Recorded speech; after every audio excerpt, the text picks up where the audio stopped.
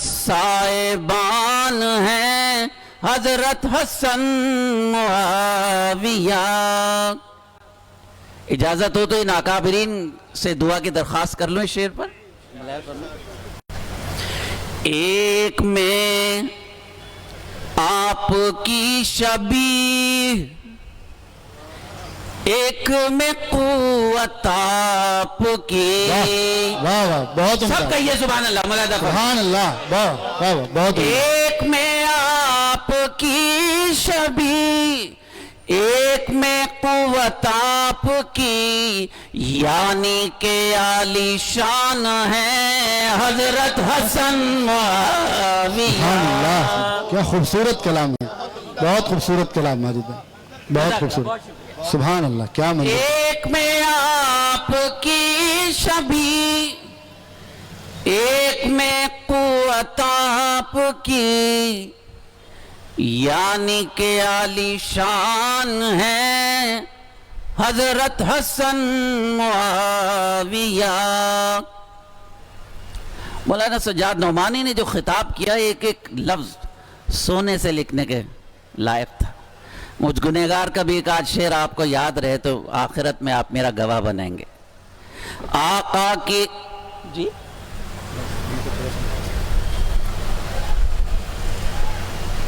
یعنی کہ عالی شان ہے حضرت حسن معاویہ.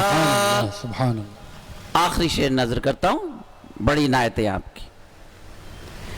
ایک طرف ہے جنتی، توجہ ہے نا. ارشاد ارشاد ماجد بھائی. ایک طرف ہے جنتی، ایک طرف جہنمی. جی. ایک طرف ہے جنتی، ایک طرف جہنمی، اور ان کے درمیان ہے حضرت حسن معاویہ. بہت خوبصورت. اور ان کے درمیان ہے حضرت حسن معاویہ. مقطع جن کو صحابہ سے ہے بیر، ماجد انہی کے واسطے. واہ واہ واہ. جن کو صحابہ سے بیر، ماجد انہی کے واسطے، تیر ہیں اور کمان ہیں حضرت حسن معاویہ. تیر ہیں اور کمان ہیں حضرت حسن معاویہ. دین مبی کی شان ہے، عظمت کا ایک جہان ہے، دونوں ہی عالی شان ہیں حضرت حسن معاویہ. بہت شکریہ. واہ واہ بہت خوب ماجد صاحب. آپ نے تو ماشاءاللہ یہ مجلس لوٹ لی. اب میں بغیر کسی تاخیر کے گزارش کر رہا ہوں ہمارے شہر کانپور کی عظیم شخصیت استاد العلماء مفتی اعظم کانپور حضرت مولانا مفتی اقبال احمد صاحب قاسمی دامت برکاتہم، صدر رابطہ مدارس مشرقی یو پی زون نمبر 1، آپ تشریف لائیں اور اپنی قیمتی خطاب سے ہم سامعین کو مستفیض کریں. السلام علیکم ورحمۃ اللہ وبرکاتہ. خطاب سے پہلے بس یہ کہ ضرورت نہیں تھی، انگلی کٹا کے شہیدوں میں نام لکھانے والی بات ہے. حکم ہو گیا ہے 5 منٹ انشاءاللہ کچھ بات کریں گے. بسم اللہ الرحمن الرحیم، نحمدہ و نصلی علی رسولہ الکریم، اما بعد فاعوذ باللہ من الشیطان الرجیم. بسم اللہ الرحمن الرحیم. محمد الرسول اللہ والذین معه اشداء علی الکفار رحماء بینہم، صدق اللہ العظیم. اللہم صلی علی سیدنا محمد وعلی آل سیدنا محمد وآلہ وصحبہ وبارک وسلم. ابھی ہمارے درمیان اکابر کے خطابات ہونے ہیں. جس طریقے سے بچے کو بعض دفعہ ماں کاجل لگا دیتی ہے تاکہ نظر نہ لگے، تو ایسی درمیان میں بیچ میں کاجل کی طرح آ گیا ہوں. آپ حضرات جم کر بیٹھے. حضرت مولانا محمد سلمان بجنوری دامت برکاتہم، استاد حدیث دارالعلوم دیوبند، حضرت مولانا عبد الباری صاحب साहिबजादे हज़रत मौलाना अब्दुल अलीम फारूकी रहमतुल्लाह अलैह और मज़ीद काबिर का खिताब होगा हज़रत मौलाना याह्या नोमानी साहब, इसलिए जाने की फ़िज़ा न बनाए। मैं 2-4-5 मिनट में बात ख़त्म करूँगा। इस वक्त पोस्टर में आपने नाम देखा हज़रत हसन रज़ी अल्लाह ताला अन्हु और दूसरा नाम हज़रत मुआविया रज़ी अल्लाह ताला अन्हु। हज़रत हसन रज़ी अल्लाह ताला अन्हु अहले बैत में से हैं और हज़रत मुआविया रज़ी अल्लाह ताला अन्हु एक जलील क़द्र सहाबी में से हैं। जो अहले बैत में से वो भी सहाबी हैं, एक खुसूसी फजीलत अहले बैत होने की भी उन्हें हासिल है, और दूर से जो सहाबी रसूल जलील क़द्र हैं वो भी दूर से अहले बैत में से हैं।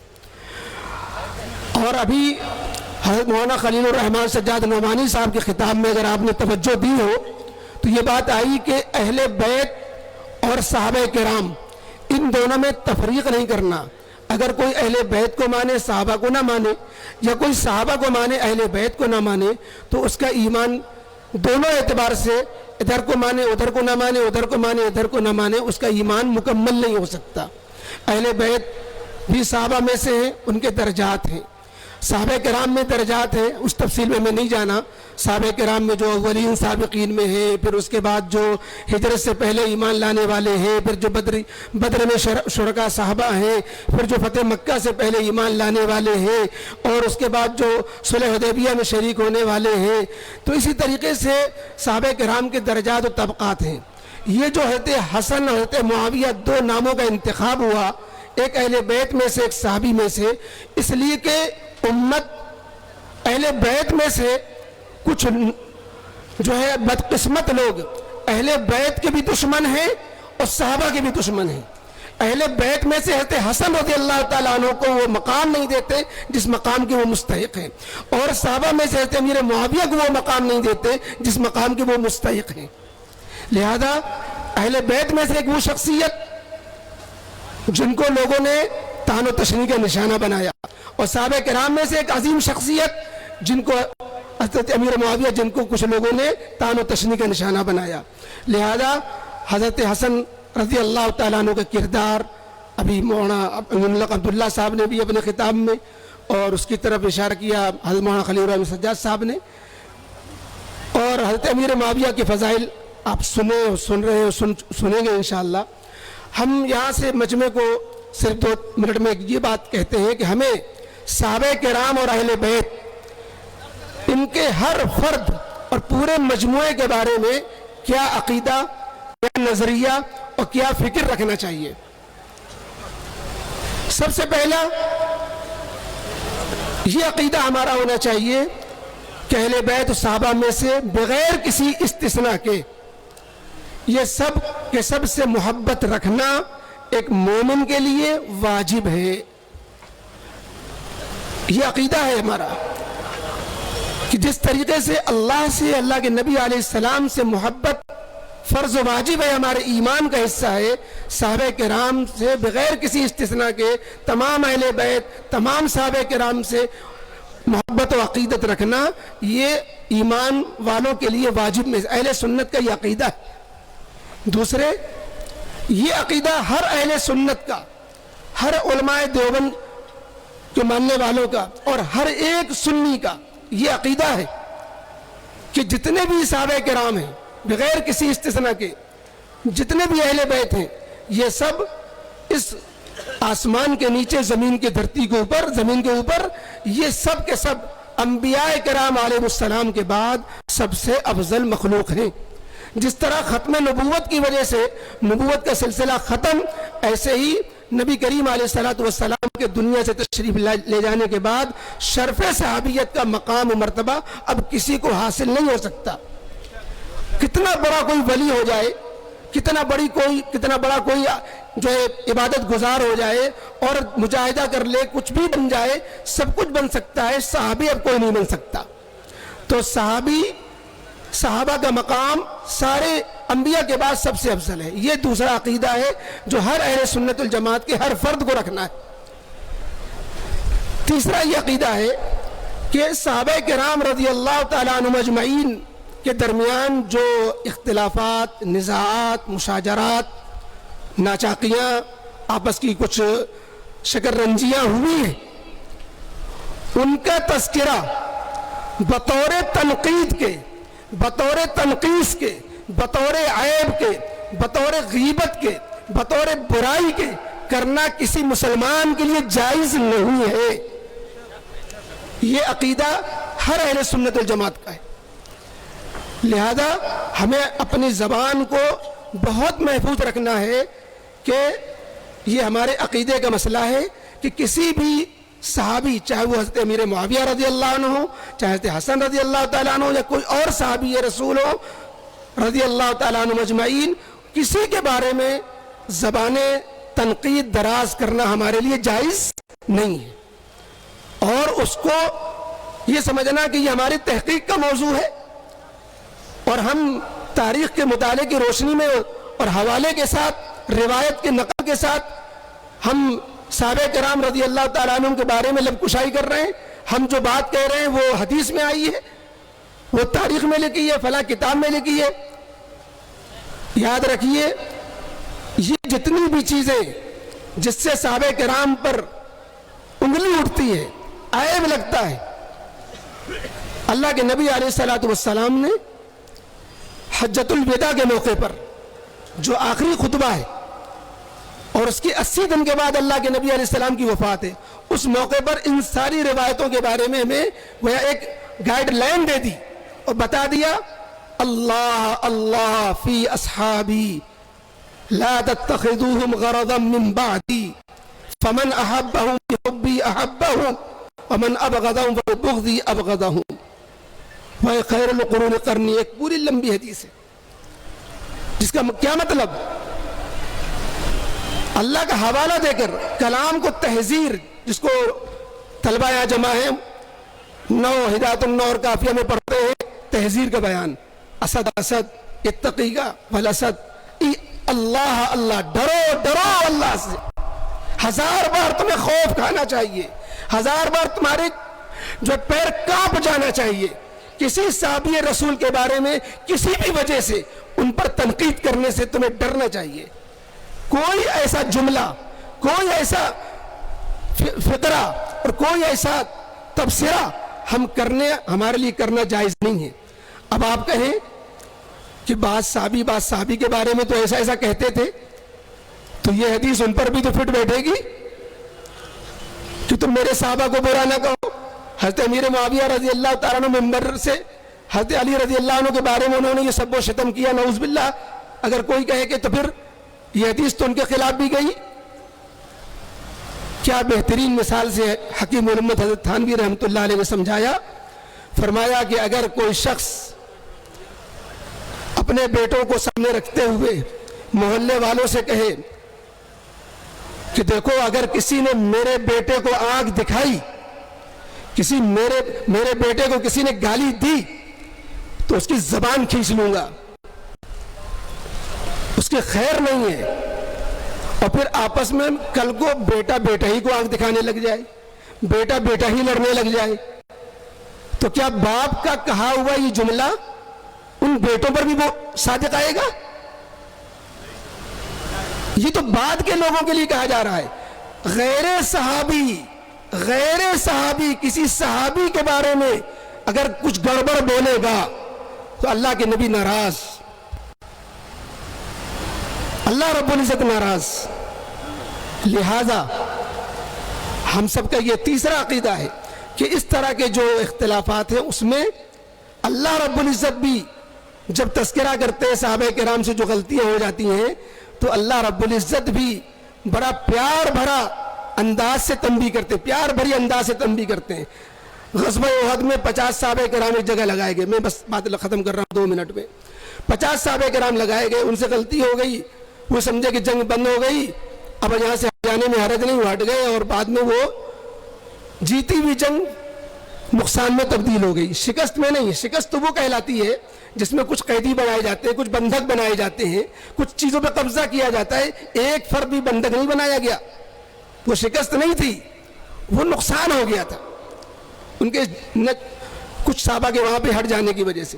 قرآن کریم نے سورہ آل عمران میں کئی رکوع اس پر نازل کیے، لیکن ایک جگہ کا وَلَقَدْ عَفَا اللَّهُ عَنْهُمْ، اللہ نے انہیں معاف کر دیا۔ جب اللہ رب العزت اس طرح تذکرہ کر رہا ہے، یہ سبق دے رہا ہے امتیوں کو کہ تم صحابہ کرام کہ ان غلطیوں کو جن کو اللہ معاف کر چکا تم ایسے تذکرہ کرو گے، اللہ رب العزت پر انتقام لے گا۔ تو بہرحال ایک عقیدہ یہ، اور اسی طریقے سے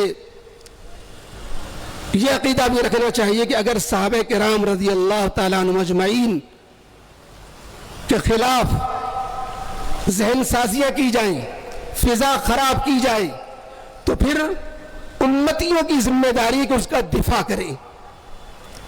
آج کی یہ کانفرنس، عظیم الشان کانفرنس، یہ اسی فریضے کی ادائیگی کے لیے ہے جو ہمارا عقیدہ ہے کہ اگر صحابہ کرام کے خلاف اگر ماحول بنانے کی کوشش کی جائے تو پھر امت کی ذمہ داری بنتی ہے، ہر فرد کی ذمہ داری بنتی ہے کہ صحابہ کرام کا دفاع کرے۔ یہ کانفرنس اسی دفاع کے لیے بلائی گئی ہے، ہمیں صحابہ کرام کے بارے میں اپنے عقیدے درست رکھنے۔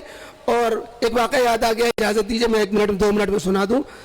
ایک بچہ اسکول میں پڑھتا تھا، میں نے چھوٹے بچوں سے پوچھا تم کیا بنو گے، تم کیا بنو گے، تم کیا بنو گے؟ کسی نے کہا میں ڈاکٹر، کسی نے انجینئر، ایک بچہ بولا میں صحابی بنوں گا۔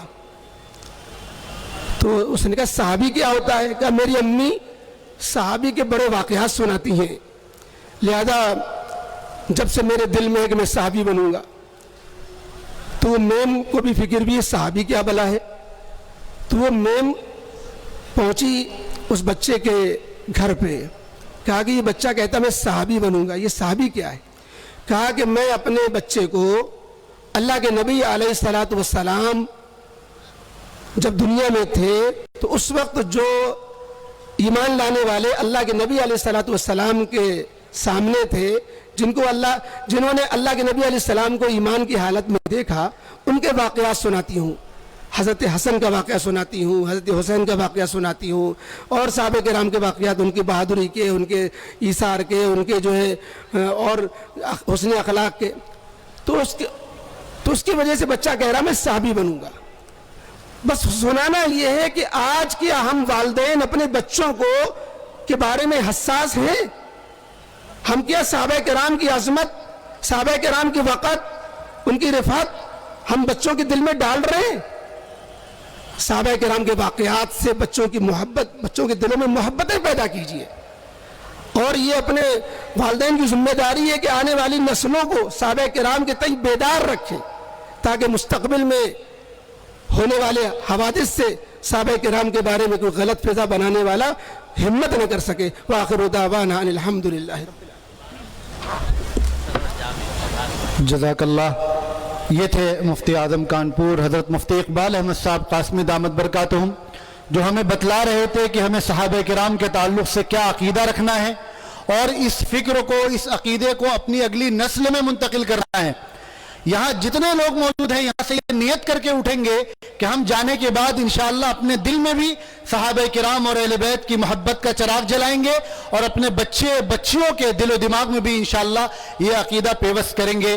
آئیے اب ہم اپنے اگلے مہمان مقرر کو دعوت دے رہے ہیں، جو سرزمین لکھنؤ سے تشریف لائے ہیں، جو جانشین ہیں حضرت مولانا عبدالعلیم فاروقی رحمت اللہ علیہ کے، حضرت مولانا عبدالباری فاروقی دامت برکاتہم۔ میں حضرت سے اس شعر کے ساتھ درخواست کر رہا ہوں، تمام مظہر شان رسول ہیں یارو، تمام مظہر شان رسول ہیں یارو، صحابہ سارے کے سارے عدول ہیں یارو، حسن حسین و علی نے جنہیں قبول کیا، حسن حسین و علی نے جنہیں قبول کیا، قسم خدا کی ہمیں سب قبول ہیں یارو۔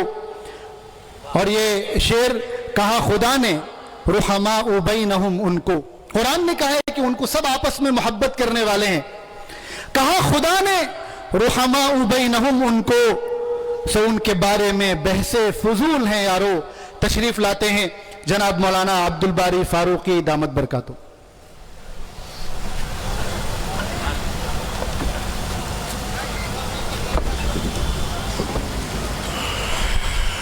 بسم اللہ الرحمن الرحیم۔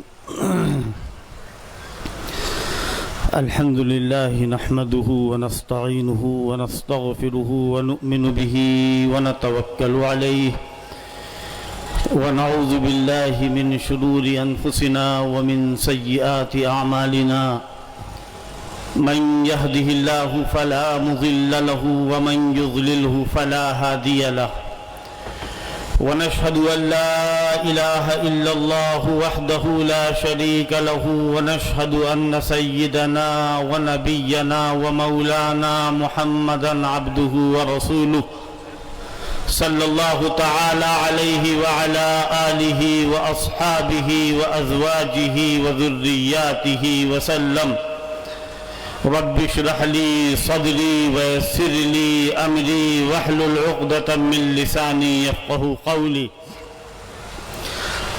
أما بعد فأعوذ بالله من الشيطان الرجيم بسم الله الرحمن الرحيم والذين جاءوا من بعدهم يقولون ربنا اغفر لنا ولإخواننا الذين سبقونا بالإيمان ولا تجعل في قلوبنا غلا للذين آمنوا ربنا إنك رؤوف رحيم صدق اللہ العظیم.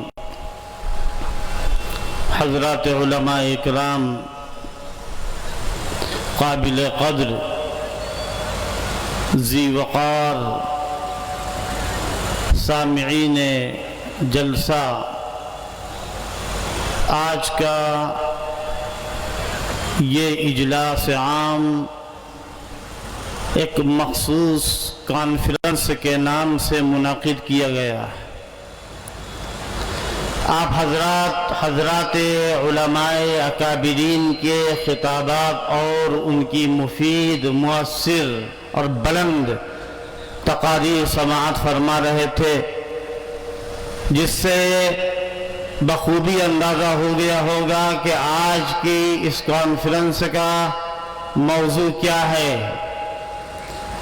لکھنؤ کے یا کانپور کے مسلمان اس موضوع سے خوب اچھی طریقے سے واقف ہیں.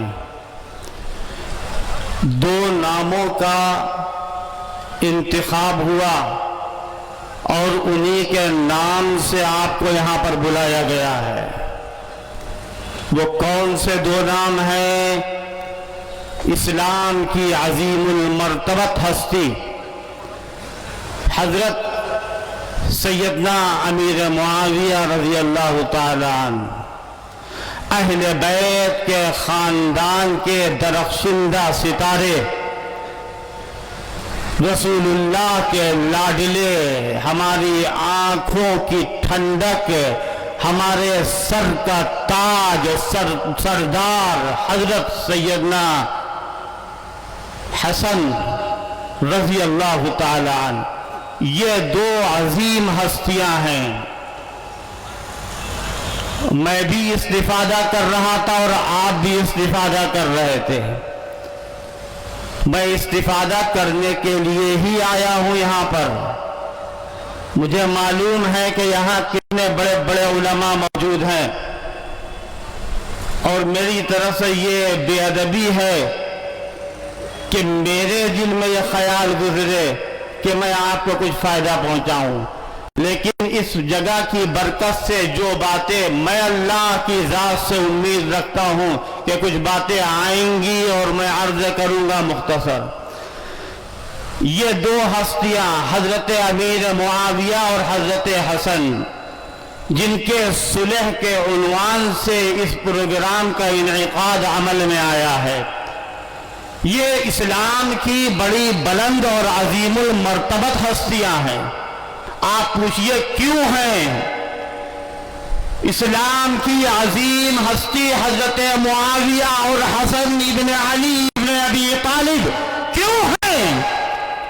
اس لیے کہ ان کے پاس امت کی سب سے بڑی صفت اگر کوئی ہے جو کسی کو نہیں حاصل ہو سکتی ہے، وہ صفت وصف صحابیت ہے کہ جو محمد رسول اللہ صلی اللہ تعالی علیہ وسلم کی صحبت سے ملی. سب سے بڑی صفت. بے شک حضرت حسن رضی اللہ تعالی عنہ، اگر ہم یہ کہیں کہ ہمارا حضرت حسن سے ایمانی تعلق ہے اور جذباتی تعلق ہے تو غلط نہ ہوگا. یہ کون ہے حسن ابن علی کہ جن کے بارے میں رسول اللہ فرماتے ہیں اے اللہ میں اس سے محبت کرتا ہوں، تو بھی اس سے محبت کر، اور جو حسن سے محبت کرے تو اس سے محبت کر۔ ہمیں رسول اللہ سے محبت ہے یا نہیں ہے؟ محبت رسول کا تقاضا ہے کہ محبت حسنین کو ہم اپنے دل کا حصہ بنائیں۔ حضور پاک صلی اللہ تعالی علیہ وسلم نے جن کو جنت کے جوانوں کا سردار قرار دیا ہے، حضرت حسن ہو یا حضرت حسین ہو، ہم کسی کے مقابلے میں ان کا تذکرہ نہیں کر رہے ہیں، ہم صحابہ اکرام کا تذکرہ کرتے ہیں اس لیے نہیں کہ کسی کو جلانا ہے، کسی کو تڑپانا ہے، یا کسی کو کس زد مقصود ہے، اس لیے نہیں کرتے ہیں۔ صحابہ اکرام کا تذکرہ ہماری مجبوری ہے، صحابہ اکرام کا تذکرہ شریعت مطہرہ کا تقاضا ہے، اس لیے ہم صحابہ اکرام کو مانتے ہیں۔ ہم صحابہ اکرام کو اس لیے مانتے ہیں۔ صحابہ اکرام کو نہ مانیں کہ ہم قرآن کے ماننے والے بن جائیں گے، حدیث کے ماننے والے بن جائیں گے؟ یہاں علماء اکرام موجود ہیں، میں ان کی خدمت میں یہ عرض کرتا ہوں، اللہ تبارک و تعالی نے بخاری پڑھانے کی سعادت نصیب فرمائی ہے، مدرسے چلانے کی سعادت نصیب فرمائی ہے، مکاتب چلاتے ہیں ہم دیوبند سے اور ندوے سے مظاہر سے بڑے بڑے مدرسوں سے فارغ ہوتے ہیں، عالم بنتے ہیں۔ کیوں عالم بنتے ہیں؟ اسلام کی حفاظت کے لیے۔ ہم اسلام کی حفاظت کس طرح کریں گے؟ آپ دیکھیے اس وقت دنیا کے اندر جو فتنے رونما ہیں، سب سے بڑا فتنہ یہ کہ اگر ہم ڈائریکٹ کہیں کہ قرآن صحیح نہیں، کوئی نہیں مانے گا۔ اگر ہم یہ کہیں کہ رسول اللہ کی تعلیمات برحق نہیں ہے، کوئی نہیں مانے گا۔ اگر ہم یہ کہیں کہ اسلام نامکمل ہے، کوئی نہیں مانے گا۔ ہم وہ طریقہ اختیار کریں کہ جس طریقے سے اسلام مجروح ہو جائے اور وہ اندرونی باطنی خفیہ منصوبہ بند طریقہ ہو، اور وہ طریقہ کیا ہے؟ وہ طریقہ وہی ہے کہ جو رسول اللہ کے زمانے میں منافقوں نے شروع کیا تھا، جب ان سے کہا گیا تھا آمنو کما آمن الناس، ایمان لاؤ ایسا جیسا ابو بکر و عمر ایمان لائے ہیں، تو کیا کہا تھا انہوں نے؟ انؤمن کما آمن الصفحاء، ایسا ایمان لائے کہ جیسا رسول اللہ کے ساتھ بیٹھنے والے ایمان لاتے ہیں، یعنی یہ بے وقوف ایمان لاتے ہیں۔ یاد رکھیے گا کہ صحابہ اکرام کو بیوقوف گرداننے والے، صحابہ کو بیوقوف کہنے والے، اللہ تبارک و تعالیٰ کی طرف سے جواب آتا ہے۔ کیسا جواب آتا ہے؟ جیسا تم صحابہ کو کہو گے، اللہ فرماتا ہے الا انہم هم السفہاء، یہ بے وقوف ہے جو صحابہ کو بیوقوف کہنے والے۔ بے شک بے شک۔ ہم کیوں مانتے ہیں حضرت معاویہ کو؟ مانیں گے کیوں؟ حضرت علی سے لڑائی ہوئی تھی اس لیے نہ مانیں؟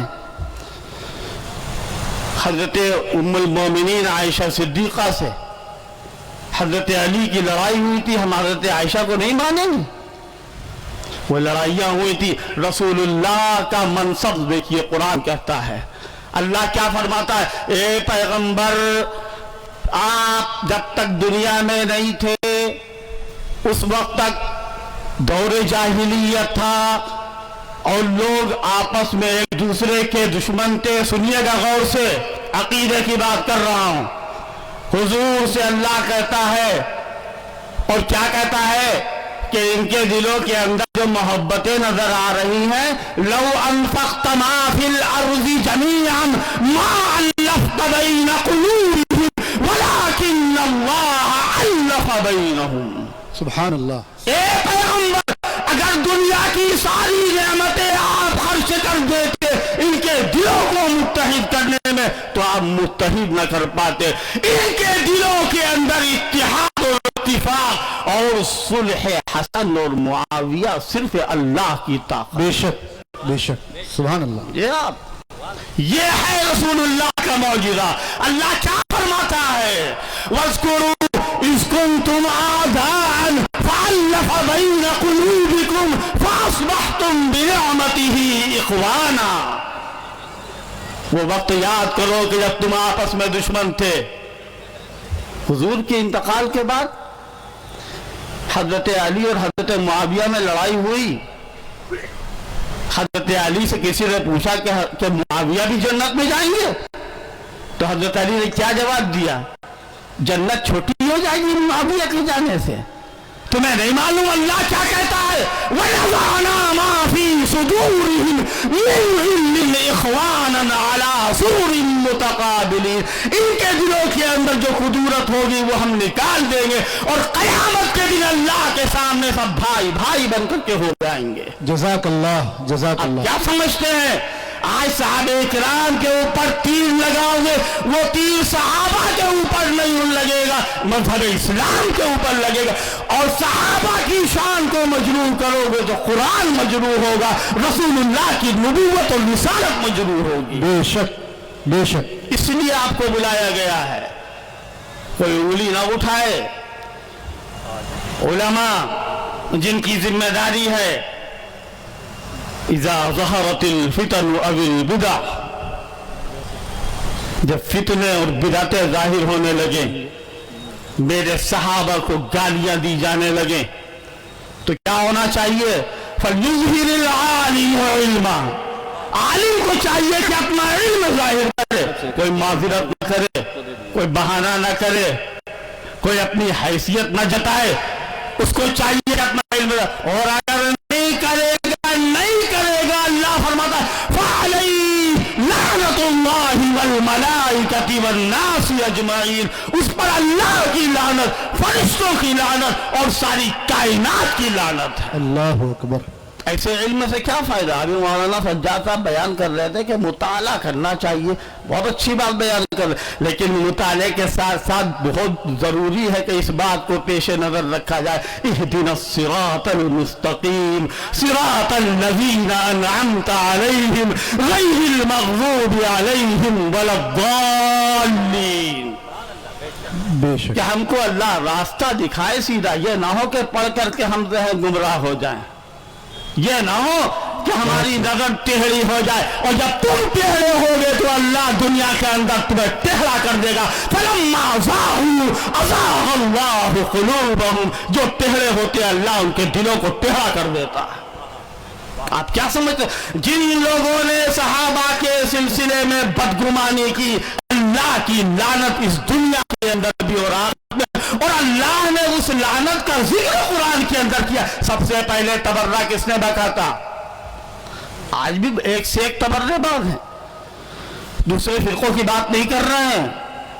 اپنے آپ کو اہل سنت میں شمار کرنے والے لوگ جو دنیا کے سامنے محبت اہل بیت کا نعرہ لگاتے اور یہ کہتے ہیں کہ ہم رسول اللہ کے اہل بیت سے محبت کرنے والے. اہل بیت سے محبت ضروری ہے، ہمارے ایمان کا حصہ، جزء ایمان. حضرت مولانا علی میاں صاحب رحمۃ اللہ علیہ یہی کہا کرتے تھے اہل بیت سے محبت جزء ایمان ہے، اور اہل بیت سے محبت کا حسن خاتمے میں بڑا دخل ہے. یہ مولانا کے جملے ہیں. بے شک. لیکن کیا حضرت حسن اور حضرت حسین کا تذکرہ بغیر حضرت معاویہ کو برا بھلا کہے نہیں ہو سکتا ہے؟ حضرت معاویہ کے اوپر برائی اور ان کے اوپر الزام لگائے بغیر کہ ہم حضرت حسن اور حضرت حسین سے محبت نہیں کر سکتے؟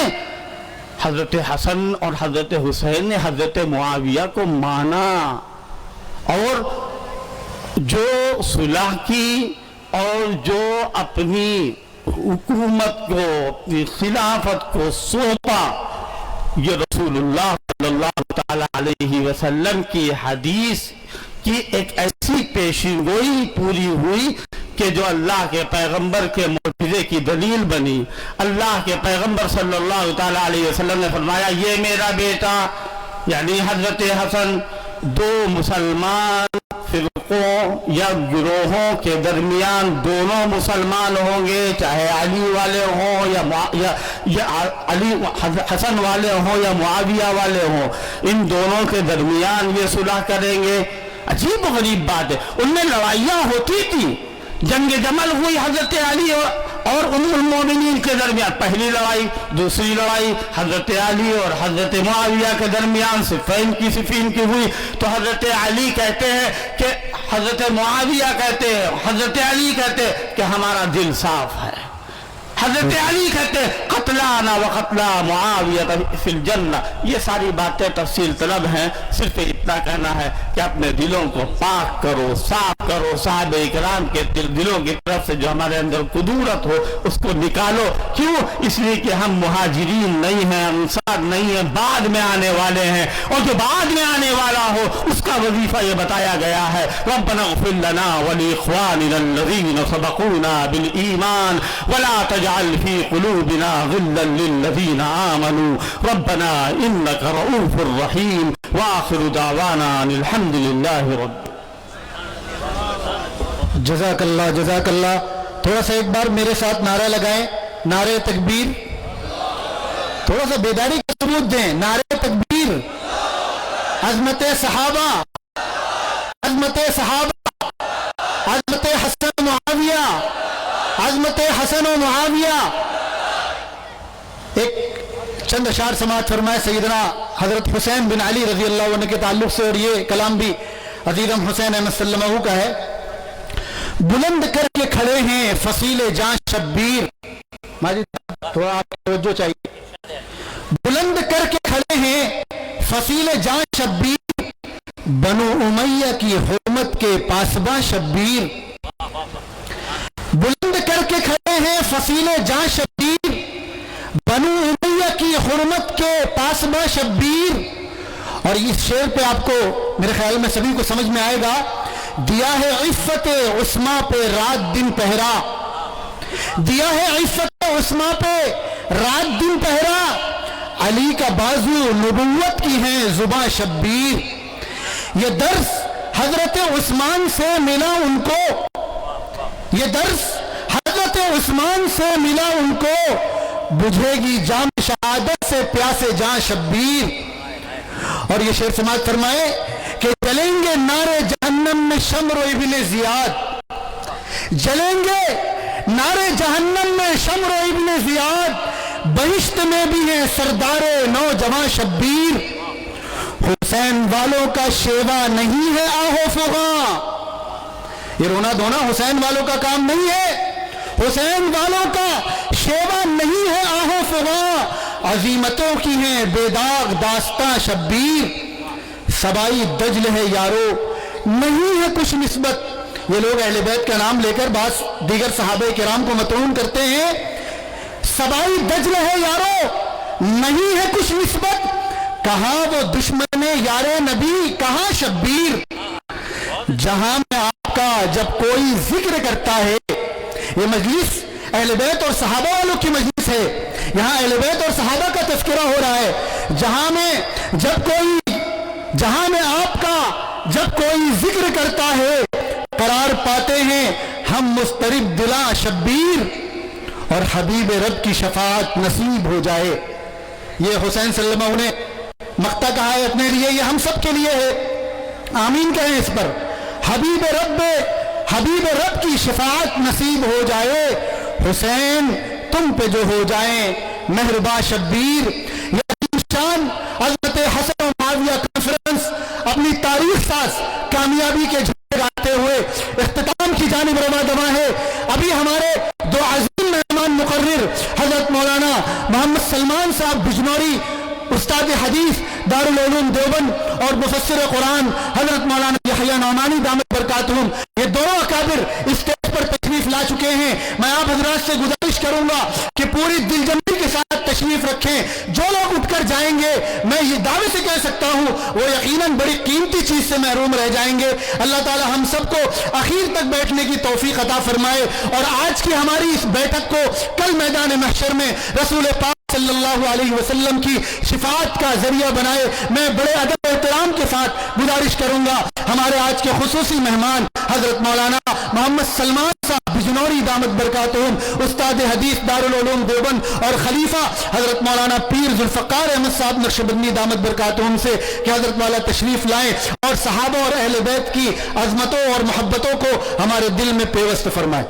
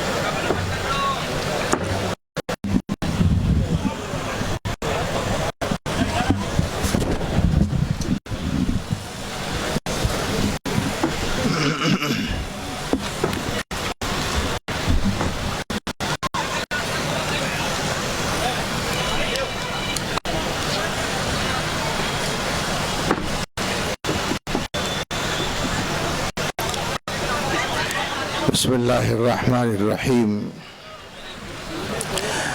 الحمد للہ نحمده ونستعینه ونستغفره ونؤمن به ونتوکل علیہ ونعوذ باللہ من شرور انفسنا ومن سیئات اعمالنا. من يهده اللہ فلا مضل له ومن يضلله فلا هادی له.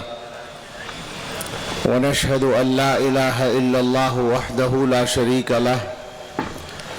ونشهد أن سيدنا ونبينا ومولانا محمدا عبده ورسوله صلى الله تعالى عليه وعلى آله وأصحابه وبارك وسلم تسليما كثيرا.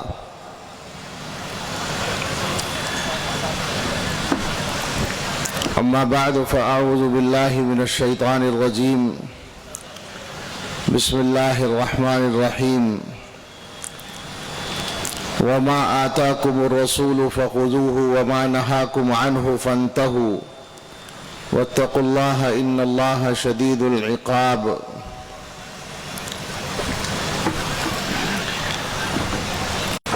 صدق الله العظيم. قال رسول الله صلى الله عليه وسلم النجوم أمنة للسماء فإذا ذهبت النجوم أتى السماء ما يوعد. وأنا أمنة لأصحابي فإذا ذهبت أتى أصحابي ما يوعدون. وأصحابي أمنة لأمتي فإذا ذهب أصحابي أتى أمتي ما يوعدون. أو كما قال عليه الصلاة والسلام.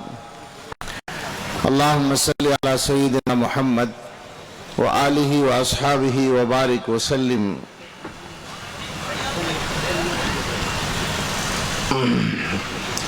کیوں نہ ہو رتبہ بڑا اصحاب و اہل بیت کا. کیوں نہ ہو رتبہ بڑا اصحاب و اہل بیت کا. مصطفیٰ ان کے خدا اصحاب و اہل بیت کا. آل و اصحاب نبی آل و اصحاب نبی سب بادشاہ ہیں بادشاہ. میں فقط ادنا گدا اصحاب و اہل بیت کا. میری جھولی میں نہ ہو میری جھولی میں نہ کیوں ہوں دو جہاں کی نعمتیں. میں ہوں منگتا میں گدا اصحاب و اہل بیت کا. سبحان اللہ سبحان اللہ. کیوں ہو مایوس فقیرو. ذرا آواز کم کریں یہ ایکو کم کر دیں. کیوں ہو مایوس فقیرو आओ आकर लूट लो, है खजाना बट रहा असहाब अहले बैत का। सुभान अल्लाह, सुभान अल्लाह। फजल रब से दो जहां में कामयाबी पाएगा, दिल से जो शैदा हुआ असहाब अहले बैत का। ए खुदाए मुस्तफ़ा ईमान पर हो खात्मा, मगफिरत कर वास्ता असहाब अहले बैत का। जी न मरना उनकी उल्फत में हो या रब, और हो कुर्ब जन्नत में आता असहाब अहले बैत का। हश्र में मुझको शफाअत की अता खैरात हो, वास्ता है मुस्तफ़ा असहाब अहले बैत का। दे गुनाहों से नजात और मुत्तकी मुझको बना, या इलाही वास्ता असहाब अहले बैत का। शाह की दुखियारी उम्मत के दुखों को दूर कर, या इलाही वास्ता असहाब अहले बैत का।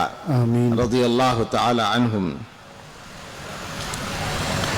अल्लाह ताला का शुक्र अदा करते हैं कि इस अजीम निस्बत की हामिल अजीम उशान कॉन्फ्रेंस में हाज़री की सआदत मिली। ख्वाहिश ये थी कि पूरे प्रोग्राम में इस्तिफ़ादा किया जाए हाजिर होकर, और ख़ास तौर से जो बयानात हुए हैं अकाबिर उलमा के, हज़रत मौलाना सज्जाद नौमानी साहब दामत बरकातुहुम, हज़रत मौलाना बिलाल अब्दुल हई साहब दामत बरकातुहुम वग़ैरह के, और आखिर में उम्र में हमसे छोटे मगर हमसे तो सभी बड़े हैं, और ये अपने काम में और अपनी निस्बतों में मौलाना अब्दुल बारी साहब, इनका भी बयान हमारे लिए काबिल इस्तिफ़ादा हुआ होगा। लेकिन तकदीरी बात है कि सभी चीज़ों से महरूमी रही, और बस अपना सबक सुनाने की ड्यूटी ही का वक्त बच पाया। इस मौजू पर मैं नहीं जानता कि इन अकाबिर उलमा ने क्या क्या आपसे फरमाया होगा, और एक अकाबिर उलमा और बाकी हैं, यानी अकाबिर उलमा में से एक बाकी हैं, हज़रत मौलाना याहिया नौमानी साहब दामत बरकातुहुम। यकीनन वो बहुत कीमती बातें इरशाद फरमाएंगे, और मेरे जैसे लोगों के लिए वो भी काबिल इस्तिफ़ादा बयान होगा। मैं दो तीन बातें अर्ज़ करता हूँ। ये जो मौजू है फ़ज़ीलत हसन व मुआविया रज़ी अल्लाह ताला अन्हुमा, कुछ अलग सा मौजू है। ये बात हो सकता है बहुत से लोगों ने महसूस भी की हो यहाँ या मुख्तलिफ जगहों पर। अगरचे ये पहला प्रोग्राम नहीं है इस अंदाज का या इस तरह के उन्वान का, लेकिन आम तौर पर नहीं होते हैं ऐसे प्रोग्राम, और ऐसा मौजू किसी कॉन्फ्रेंस का इस तरह मुतय्यन नहीं होता। तो बात असल में ये है कि ज़रूरत ईजाद की माँ है, ये पुराना मक़ूला है। जब किसी चीज़ की ज़रूरत पेश आती है तो फिर वो चीज़ वजूद में भी आती है। हमारे ज़माने में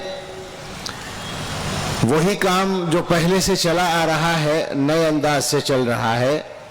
पहले से चला आ रहा है शैतान के कारिंदों और उसके नुमाइंदों का दुनिया के लोगों को ईमान से और हिदायत के रास्ते से हटाकर जहन्नम के रास्ते पर डालने का काम। और कुरान करीम में ये बात वाज़ेह है बिल्कुल कि इस तरह का काम करने वाले जो शैतान के नुमाइंदे हैं वो शैतान की बिरादरी से भी हैं और इंसानी बिरादरी से भी हैं। वकज़ालिका जअलना लिकुल्लि नबिय्यिन अदुव्वन शयातीनल इंसी वल जिन। इंस पहले है इस वाली आयत में, और सूरह नास में मिनल जिन्नति वन्नास, वहाँ नास बाद में है। अगरचे वहाँ मौजू अलग है, जो हमारा मौजू है वो इस आयत में है कि हज़रात अंबिया अलैहिमुस्सलाम के जो दुश्मन हैं, यानी अंबिया अलैहिमुस्सलाम के और उनकी ज़ात के भी, उनके काम के भी, उनकी दावत के भी, उनके रास्ते के भी जो दुश्मन हैं वो शयातीन दो तरह के हैं, जिनमें नंबर एक पर शयातीनुल इंस हैं। और कभी कभी ये ख्याल होता है, मेरी बात का कोई वो नहीं है कि वो ज़रूरी है कि सही हो, मगर मुझे ऐसा लगता है کہ شیاطین الجن تو آج کل ہو سکتا ہے بہت آرام کر رہے ہوں، کیونکہ ان کے حصے کا کام بھی شیاطین الانس نے سنبھال رکھا ہے، جو انسانی شیطانوں کی شکل میں کام کر رہے ہیں۔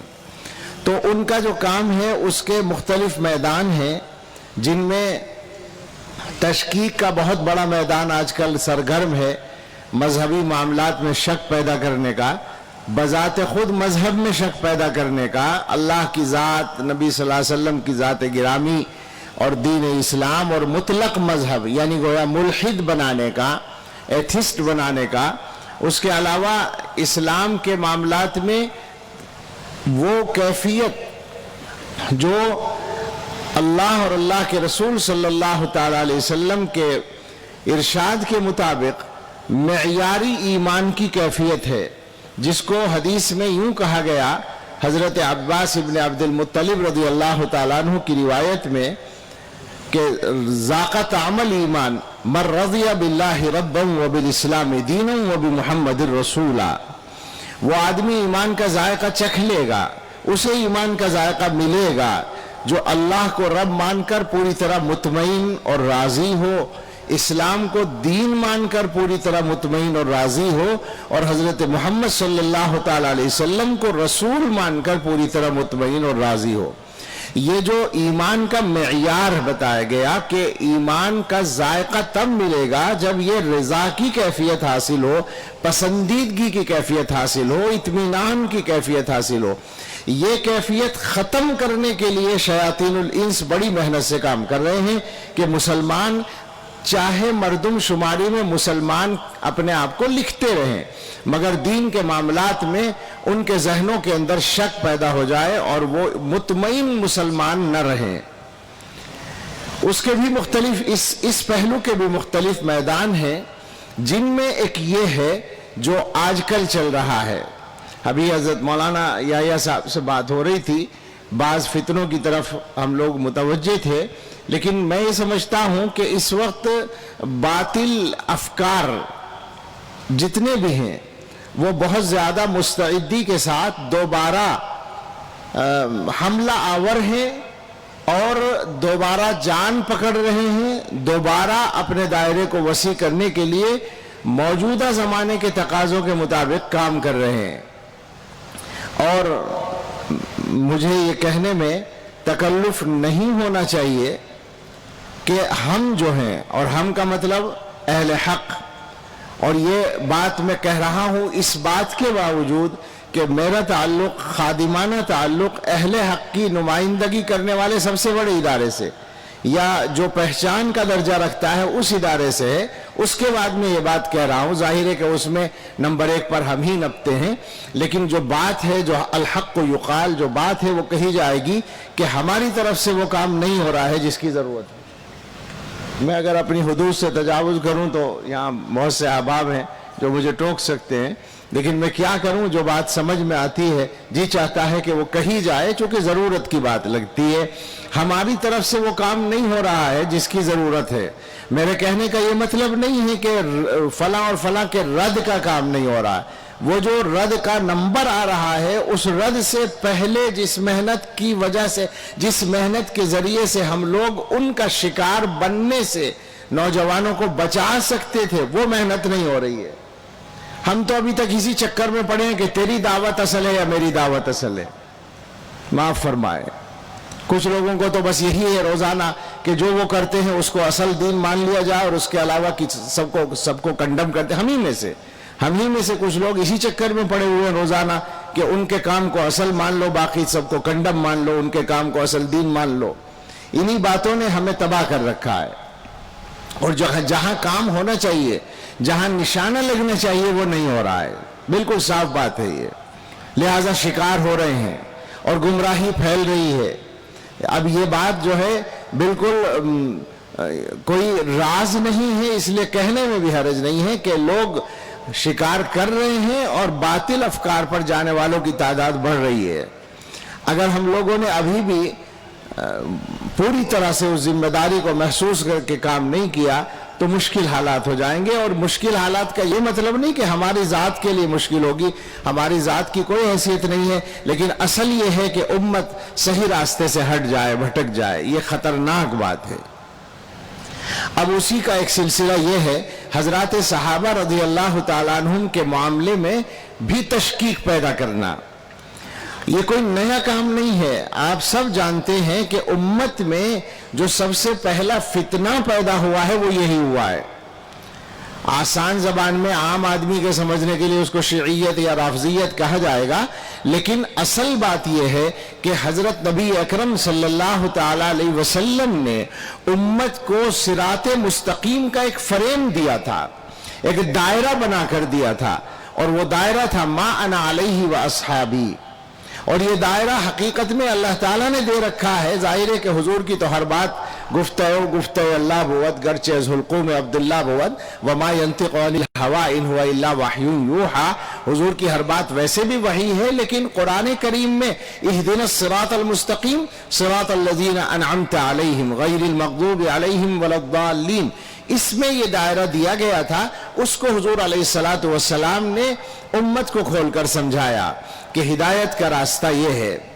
आप तारीख उठाकर देखें, उम्मत में फिक्री इनहिराफ की तारीख में, ये बात जहाँ कहीं उलमा से बात करने का मौका हो वहाँ कहता हूँ, और यहाँ माशाअल्लाह उलमा इतनी बड़ी तादाद में इस मजमे में है कि तन्हा उलमा की कोई मीटिंग हो तो उनकी तादाद शायद उतनी ना हो पाती। इसलिए मैं अर्ज करता हूँ कि आप हजरात इस तरह के मौज़ूआत पर पढ़ें, और हर मौजू पर पढ़ने की ज़रूरत है। तो फिक्री इनहिराफात की तारीख का आप मुताला करेंगे तो पता चलेगा कि जहां भी कोई नई फिक्र, जिसको हम आसान जबान में फिरका कहते हैं, नया फिरका वजूद में आया है, उसकी बुनियाद यही बनी है कि उसने मा अना अलैहि व अस्हाबी के दायरे से बाहर कदम निकाला है। सुन्नत रसूलुल्लाह सल्लल्लाहु ताला अलैहि वसल्लम और हजरात सहाबा रज़ी अल्लाह ताला अन्हुम का तरीका। इसीलिए हजरात उलमा ने शुरू ही में हजरात सहाबा के मौजू पर जब बात की है तो ताज्जुब होता है कि किस अंदाज से बंद बांधने का इरादा किया और उसके लिए काम किया। दौरे सहाबा खत्म होते होते कह सकते हैं हम, चूँकि सहाबा के दरमियानी दौर में या खिलाफत राशिदा के निस्फ के बाद वाले दौर में ये फितने पैदा होने शुरू हो गए थे। आपको मालूम है हज़रत उस्मान गनी रज़ी अल्लाह ताला अन्हु के आखिरी दौर में निस्फ के बाद से, उनकी खिलाफत के निस्फ के बाद से, तो सहाबा देख रहे थे इस सूरत हाल को, और इसमें सहाबा को निशाना बनाया गया था। ये सबसे पहला था कि हजरात सहाबा को निशाना बनाया गया, मगर इंतहाई चालाकी से एक मजहब मुरत्तब किया गया।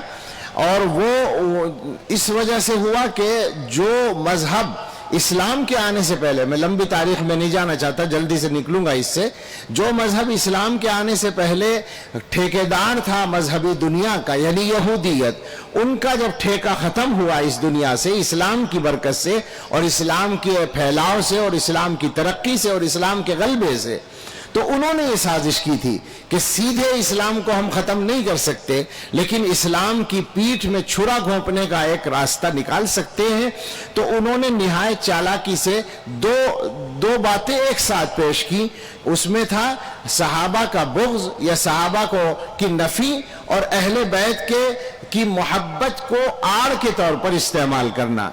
चुनाचे इसके अंदर उनको किसी न किसी दर्जे में उस दौर में कामयाबी होनी शुरू हो गई, और उन्हीं के बतन से फिर एक और फिरका निकला, वो भी सहाबा का मुखालिफ था, वो है खवारिज। वो हजरत अली रज़ी अल्लाह ताला अन्हु समेत तमाम सहाबा का मुखालिफ बन गया। जाहिर है कि एक इंतहा दूसरी इंतहा को जन्म देती है। इन्होंने हजरत अली रज़ी अल्लाह अन्हु को खुदा तक पहुंचाने की, खुदा बनाने की कोशिश कर डाली थी, और बाकी सहाबा को कंडम किया था। उन्होंने हजरत अली रज़ी अल्लाह अन्हु पर भी हाथ साफ कर दिया।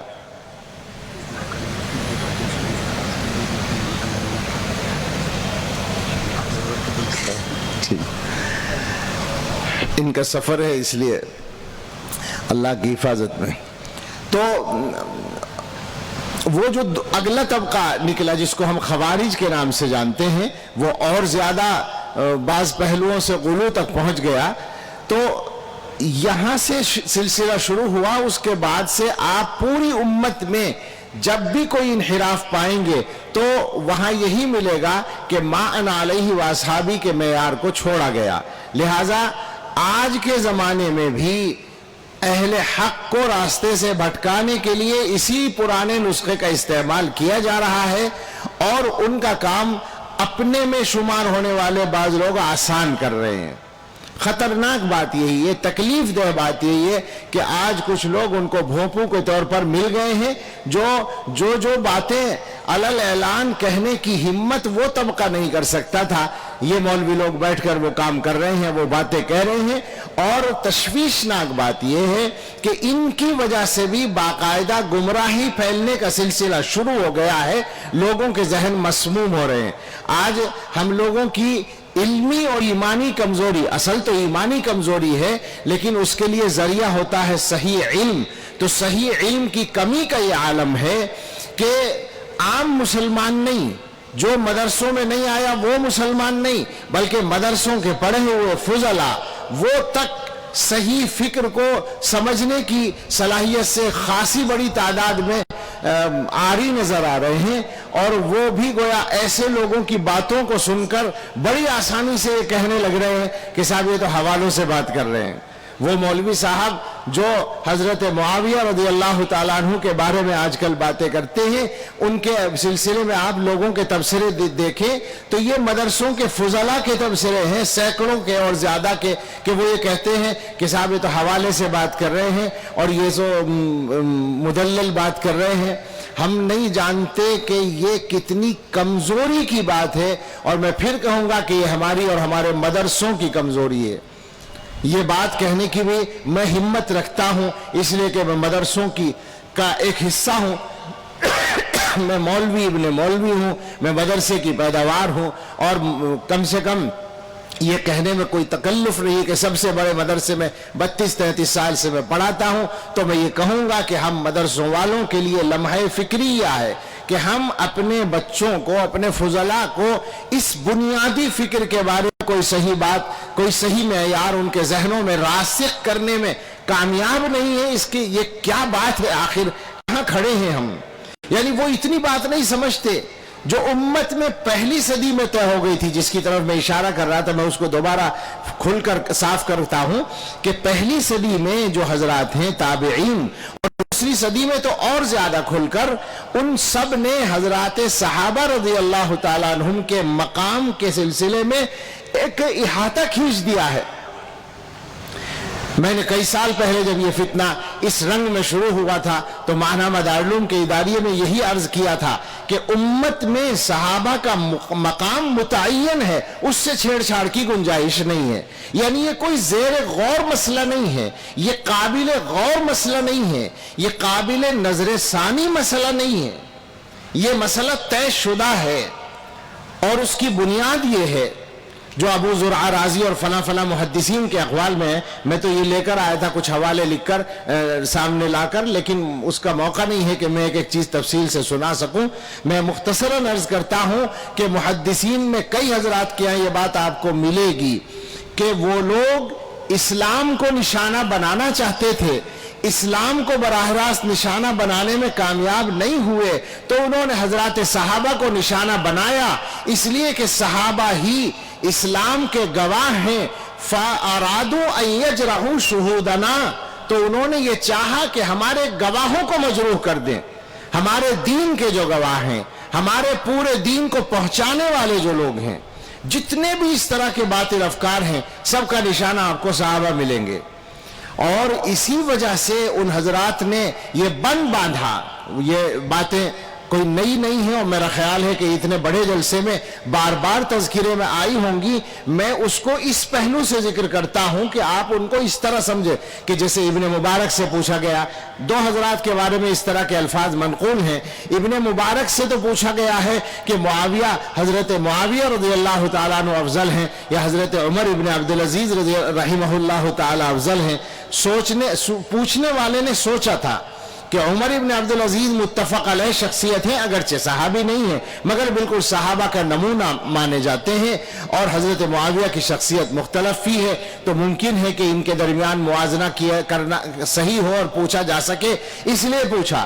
تو ابن مبارک کا جواب یہ بتاتا ہے کہ اس زمانے کے تمام اہل حق علماء نے یہ طے کر رکھا تھا اپنی فکر میں اور اپنے ذہن میں، اور یہی گویا امت تک وہ پہنچانا چاہتے تھے کہ نہیں جناب، صحابیت کا جو مقام ہے وہ بالکل محفوظ ہے، لہٰذا حضرت معاویہ کے بدن پر یا ان کے گھوڑے کے بدن پر جو گرد لگی ہے جہاد کرتے ہوئے نبی صلی اللہ علیہ وسلم کے ساتھ، وہ جو ہے عمر ابن عبدالعزیز سے افضل ہے، بلکہ کسی نے جگہ یہ لفظ ہے کہ 1000 مرتبہ عمر ابن عبدالعزیز پیدا ہو جائے اس سے بھی افضل ہے۔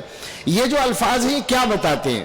خود عمر ابن عبدالعزیز نے جو فرمایا ہے، ان سے پوچھا گیا ہے مشاجرات صحابہ کے بارے میں، تو انہوں نے کہا ہے کہ وہ لوگ چلے گئے، ان سے ان کے اعمال کو پوچھا جائے گا، تم سے تمہارے اعمال کو پوچھا جائے گا، تم اس موضوع پر کیوں پڑھتے ہو؟ یہ یوں کہا کہ کسی نے، انہی نے یا کسی اور بڑے نے، کہ وہ ان کے خون کو اللہ نے ہماری تلواروں سے محفوظ رکھا، تو پھر ہم اپنی زبانوں کو ان کے بارے میں کیوں آلودہ کریں؟ اسی لیے امت میں یہ طے کر دیا گیا کہ حضرات صحابہ کا تذکرہ برے طریقے سے نہیں کیا جائے گا۔ بالکل صاف لفظوں میں ہے یہ بات، ہم نے پچھلے مہینے یہ بات عرض کی ہے اپنے معنی مدارالعلوم کے اداریے میں، اور زبانی بھی عرض کی ہے کہ اس غلط فہمی کو ذہنوں سے نکال دیں کہ حضرت معاویہ رضی اللہ تعالیٰ عنہ یا کسی صحابی کے بارے میں آپ کو کتابوں میں لکھی ہوئی کوئی بات مل رہی ہے تو آپ اس کو بیان کرنے کا حق رکھتے ہیں۔ اول تو جو بیان کیا جا رہا ہے وہ عام طور پر شیعوں کی مغلظات، اور کیا کہنا چاہیے، مغلظات کا لفظ بھی مجھے ہلکا لگتا ہے، غلاظتیں ہیں، سچی بات ہے، لیکن اگر اس میں سے کچھ اہل سنت کی کتابوں میں آپ کو مل گیا ہے تو آپ یہ نہ سمجھیں کہ آپ بڑی علمی فتوحات آپ کو حاصل ہو گئی یا بڑا کارنامہ آپ نے انجام دے دیا کہ آپ کے بقول جو مولویوں نے چھپا رکھا تھا، میں وہ گھٹیا الفاظ نہیں نقل کرتا ہوں، وہ جو مولویوں نے چھپا رکھا تھا اس کو آپ ظاہر کرنے کا فریضہ انجام دے رہے ہیں، بالکل نہیں۔ کسی بڑے عالم سے وہ چیزیں مخفی نہیں تھیں، مگر امت کے تمام علماء نے یہ طے کیا تھا کہ حضرات صحابہ کے مقام کی حفاظت کیے بغیر دین کی حفاظت ممکن نہیں ہوگی، لہٰذا ان کا تذکرہ خیر کے ساتھ ہوگا۔ اگر ان کے بارے میں کسی حدیث میں کوئی کسی غلطی کا بالفرض تذکرہ بھی ہے تو وہ غلطی بیان نہیں کی جائے گی، اور بیان اس لیے نہیں کی جائے گی کہ غلطی کا جو ذمہ دار ہے، غلطی پر جزا اور سزا دینے کا جو ذمہ دار ہے رب العالمین، وہ پہلے ہی ان سے راضی ہونے کا اعلان کر چکا ہے، تو آپ کون ہوتے ہیں اپنی ناراضی کا اظہار کرنے والے؟ حکیم امت رحمت اللہ علیہ کی بات یہاں نقل کی جا سکتی ہے۔ حضرت تھانوی رحمت اللہ علیہ نے فرمایا کہ صحابہ کے آپس کے معاملات میں اگر کوئی امت کا عام آدمی کا مطلب وہ سارے مولوی بھی ہیں جو اپنے آپ کو بہت بڑا سمجھتے ہیں، وہ سب مراد ہیں، ما سوى صحابہ مراد ہے۔ صحابہ کے مشاجرات کے بارے میں اگر امت کا کوئی آدمی گفتگو کرتا ہے تو حضرت تھانوی رحمت اللہ علیہ نے فرمایا کہ اس کی مثال ایسی ہے کہ ایک بادشاہ کے بیٹوں میں کوئی اختلاف ہو جائے، یعنی شہزادوں میں اختلاف ہو جائے اور کوئی بھنگی ان کے بارے میں تبصرہ شروع کر دے تو اس سے کہا جائے گا کہ اپنی حیثیت میں رہو، اپنی حدود میں رہو۔ سچی بات یہ ہے کہ مثال اس سے بھی بڑی بنتی ہے۔ حقیقت یہ ہے کہ ہمارے اور صحابہ کے درمیان اس سے کہیں زیادہ فرق ہے جو ایک بھنگی اور شہزادے کے درمیان ہے، لہٰذا منہ کھولنے کی گنجائش نہیں ہے۔ اور بڑی طاقت کے ساتھ آج کل سنایا جاتا ہے امام نسائی رحمت اللہ علیہ کا واقعہ کہ امام نسائی سے حضرت معاویہ رضی اللہ عنہ کی فضیلت بیان کرنے کے لیے کہا گیا تو انہوں نے کہا کہ صاحب ان کے لیے تو یہی کافی ہے کہ وہ چھوٹ جائیں، برابر سرابر، کیا الفاظ تھے وہ، اور اس پر پھر حملہ، اس کی وجہ سے ان پر حملہ ہوا اور اسی میں وہ شہید ہو گئے۔ بالکل ٹھیک ہے، یہ واقعہ اپنی جگہ، لیکن اسی کے ساتھ ساتھ امام نسائی رحمت اللہ علیہ کی بات جو علماء نے نقل کی ہے وہ یہ ہے کہ امام نسائی رحمت اللہ علیہ سے پوچھا گیا صحابہ کے سلسلے میں، خاص طور سے حضرت معاویہ ہی کے سلسلے میں، یہ الفاظ نقل کیے ہیں تہذیب الکمال سے، شیخ عوامہ کی ایک کتاب ہے اس میں نقل کیے ہیں، ان النسائی سئل عن معاویہ بن ابی سفیان صاحب رسول اللہ صلی اللہ علیہ وسلم، حضرت امام نسائی رحمت اللہ علیہ سے حضرت معاویہ ابن ابی سفیان رضی اللہ عنہما کے بارے میں پوچھا گیا، فقال، تو انہوں نے فرمایا، اور یہ ان کا ارشاد بالکل وہی ترجمانی کر رہا ہے جو اس زمانے میں امت کے تمام بڑے فرماتے تھے اور بعد تک یہ اسی پر قائم ہے. فرمایا کہ انما الاسلام کدار لہا باب، اسلام ایک گھر کی طرح ہے جس کا ایک دروازہ ہے. فباب الاسلام الصحابۃ، ذرا سمجھیے گا تعبیر کی عمدگی کے ساتھ وہ کیا بتانا چاہتے ہیں. اسلام کا دروازہ صحابہ ہیں. فمن آذ الصحابۃ انما اراد الاسلام، جس نے صحابہ کو تکلیف پہنچائی اس کا نشانہ اسلام ہے. کمن نقر الباب انما یرید دخول الدار، جیسے وہ آدمی جو کسی دروازے کو کھٹکھٹائے تو اس کا مقصد اندر جانا ہے نا. تو صحابہ کے معاملے میں جو بول رہا ہے اس کا مقصد اسلام پر جا کے حملہ کرنا ہے. قال، آگے سنیے، یہ امام نسائی کے الفاظ ہیں. فرمایا فمن اراد معاویہ فانما اراد الصحابہ، جس نے معاویہ کو نشانہ بنایا حقیقت میں اس کا نشانہ صحابہ ہیں. تو گویا وہ یہ کہنا چاہتے ہیں کہ معاویہ چونکہ صحابی ہیں تو ان کو نشانہ بنانے والا، اس کو میں ذرا اردو میں کر کے کہہ دوں، یہ جو کہنا چاہتے ہیں منشا کیا ہے. منشا یہ ہے کہ مطلق صحابہ کے بارے میں بولنے کا آسانی سے منہ نہیں پڑے گا، یا یہ کہ ہمت نہیں ہوگی. تو وہ سوچتا ہے آدمی کہ آسان جو نشانہ اور آسان شکار حضرت معاویہ ہو سکتے ہیں رضی اللہ تعالیٰ عنہ، لہٰذا مطلق صحابہ کے بارے میں بات کرنے کے بجائے معاویہ رضی اللہ عنہ کے بارے میں بات کرتا ہے. جب وہ معاویہ رضی اللہ عنہ کے بارے میں بات کرے گا تو آپ سمجھ لیں کہ ایک عام آدمی کو اتنا میسج تو پہنچ جائے گا کہ معاویہ بھی صحابی ہیں اور صحابی ہونے کے باوجود ان کے اندر یہ اور یہ اور یہ اور یہ عیب ہے. تو صحابی کے بارے میں یہ باتیں سن کر آدمی یہ مان لے گا کہ صحابی ایسا بھی ہو سکتا ہے جس کے اندر یہ خرابیاں ہوں. حالانکہ حضرت معاویہ ان خرابیوں سے پاک ہیں، لیکن میں مان لوں کہ جو وہ کہہ رہے ہیں سننے والا کیا سمجھے گا کہ صحابی بھی ایسا ہو سکتا ہے. لہٰذا پھر آگے صحابہ کو مطعون کرنے کا سلسلہ آسان ہو جائے گا. یہ اصل میں ایک راستہ ہوتا ہے، یہ چور دروازہ ہوتا ہے حضرات صحابہ کو نشانہ بنانے کا. اس لیے اس زمانے میں ضرورت پڑی ہے کہ ان موضوعات پر بات کی جائے اور ان ظالموں کو جنہوں نے حضرت معاویہ رضی اللہ تعالیٰ عنہ سے صلح کرنے پر